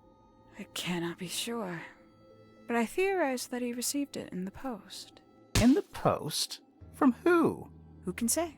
Someone outside Tangle Tower. But the thought that he would be in contact with such a person, all that time, I decided to take what was owed to me. So you stole it. Stealing the beetle turned out to be only the first step. Upon realizing it was gone, Pointer made little effort to disguise his frustration. I asked what was bothering him. He foresaw no risk in sharing a little of the truth with his niece. He told me he'd lost a rare treasure, something he'd been keeping safe. I suggested, innocently, that perhaps it was not lost. Perhaps it had been stolen. He was very ready to believe he'd been the victim of theft. When I offered to call in a private detective, he jumped on the idea. She arrived the next day. Hawkshaw prides herself on her punctuality, as you know. Why, though? Why go through all that? The name, the costume, and everything? It's somewhat sad to admit, but I had little use left for Penny Pointer as she was. Hawkshaw afforded me new advantages, opportunities. But didn't you have to pretend to be working for Professor Pointer? Well, that was one of the advantages. Pointer was in such a desperate state, he was finally willing to share some of his secrets. On the second day, Hawkshaw explained she needed to be able to search the secret laboratory. Pointer gave in and gave me the code for the harp statue. Reluctantly, but still. So, you stole Pointer's research? I would have done, if I'd found anything worth stealing. But he had made remarkably little progress, barely scratching the surface of the beetle's true mystery. Which is? It carries an exoskeleton approximately 90% identical to gold. But it's not the 90% I'm interested in. Did you ever question what exactly makes the water here so unique? Before Misted Mansion was built over the lake, before the lake was even a lake, Lord Remington and his wife built a small structure here, a research station, supposedly. Fast forward 2 or 3 generations, and as you saw for yourself, it's been mostly cleared out. The ambassadors took everything when they left. And everything they didn't take was burned in the incinerator. However, possessing additional insight, I found something the others had missed. It's not much, but I have what I need. So why isn't this the end of the story? Why did you stay? Why did you kill Freya?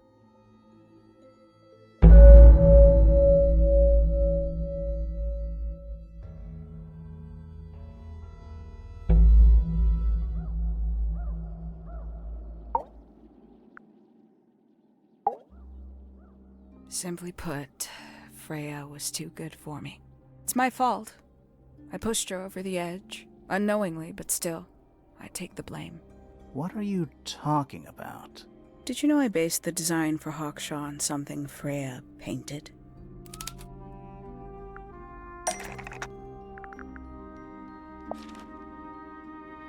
That's right. I had assumed it was purely abstract. I just thought it had a good energy. I later discovered it was a figure of some kind, something from Freya's recurring nightmare. For all her vitality, I think Freya was probably the most troubled of all of us. She was desperate to leave Tangle Tower, but she couldn't just walk away. For quite some time, she'd been trying to break into Pointer's laboratory. Freya and her friends were halfway through deciphering those symbols on the harp statue, I believe. Why did she care about getting into Pointer's lab? That's exactly what I wondered. At first, I thought perhaps she just wanted to free the beetles. She has a fondness for them. What Pointer was doing upset her significantly. But in fact, I think it was something else. I think she wanted to free Fiona. The real reason Freya was unable to leave Tangle Tower is that she could not get Fiona to agree to come with her. We're now firmly in the realm of speculation, but I think Freya felt that exposing the darker secrets of Tangle Tower, and not just to the rest of the family, but to the world, would compromise all three families, and perhaps, somehow, free Fiona from the shackles of her inheritance. That was her plan anyway, but something happened before Freya could find her way into Pointer's laboratory. She found her way into your study, found your notes, found that photograph. I'm willing to bet she put it all together quicker than we did. So she worked out what had happened to the 5 ambassadors. Specifically, what you'd done to them when they refused to help you. Freya had made a promise to paint Flora as a birthday gift, a parting gift no less. She'd be in a locked room, several hours away from her friends. It was my best chance. But why hide in the attic? And why bother with the beetle at all? The beetle in the gramophone wasn't for Freya. It was for Flora. She didn't deserve to be involved. She suffered enough. I couldn't get Flora out of the room, but if she could be unconscious, then she wouldn't have to witness anything. Why the knife? The illusion of the painted knife with the blood. That was for Fiona. And Poppy too, I suppose. Gave them something to focus on. You mean it distracted them while you made your escape? It helped them cope. The very idea of something abstract, something supernatural. I believe it made things marginally less painful for them, initially. Worked on you, too. So why are you still here? Why not take your first chance and leave? Well, I've been waiting for an opportunity to get my beetle back. I'd really rather not leave without it. Wait, it's still here? It's still inside the gramophone.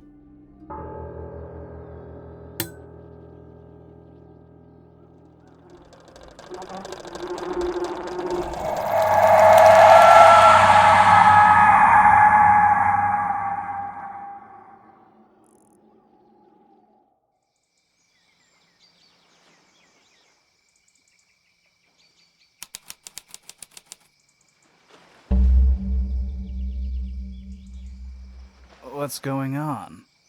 Poppy, they are both awake. I can see. You two all right?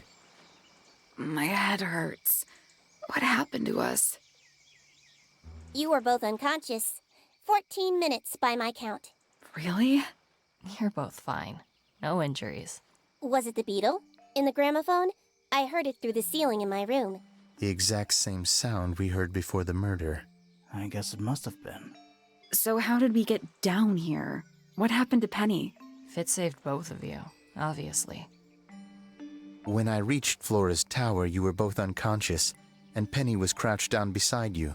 She had her crossbow on her, but who knows? She may have just been checking you were both asleep. Did you know that she was the murderer? Poppy and Fifi suspected her. Apparently, they were pretty close to solving it themselves. Fitz did not want to believe us, because he liked Penny. A lot. But what happened? Fitz, what did she do when she saw you? She jumped out the window. What? Did she survive? She did. I heard something land in the garden outside my room, but by the time I got out there to check, she was already gone. Hang on. Poppy, why do you have Penny's hat bird? She left him behind. I found him sitting on the floor in the aviary, all by himself. Poor little thing. The mean lady didn't care about you at all, did she? No, she didn't. I apologize. Poppy seems to be under the illusion that the bird can understand human language. So, Penny got away. I'm afraid she did. We had suspected she might try to escape. I was stationed here by the lake's edge. I proved to be an ineffective guard. She took the boat. Did she take the beetle with her? Nope, How do you know? because it's right here. It was still in the gramophone. I guess I scared her off before she had a chance to take it. Poppy, what are you going to do with it? Are you going to give it back to your father? No, I'm not. It doesn't belong to anyone. So, I'm going to put it on the ground and never bother it again. I think that's what she would have wanted.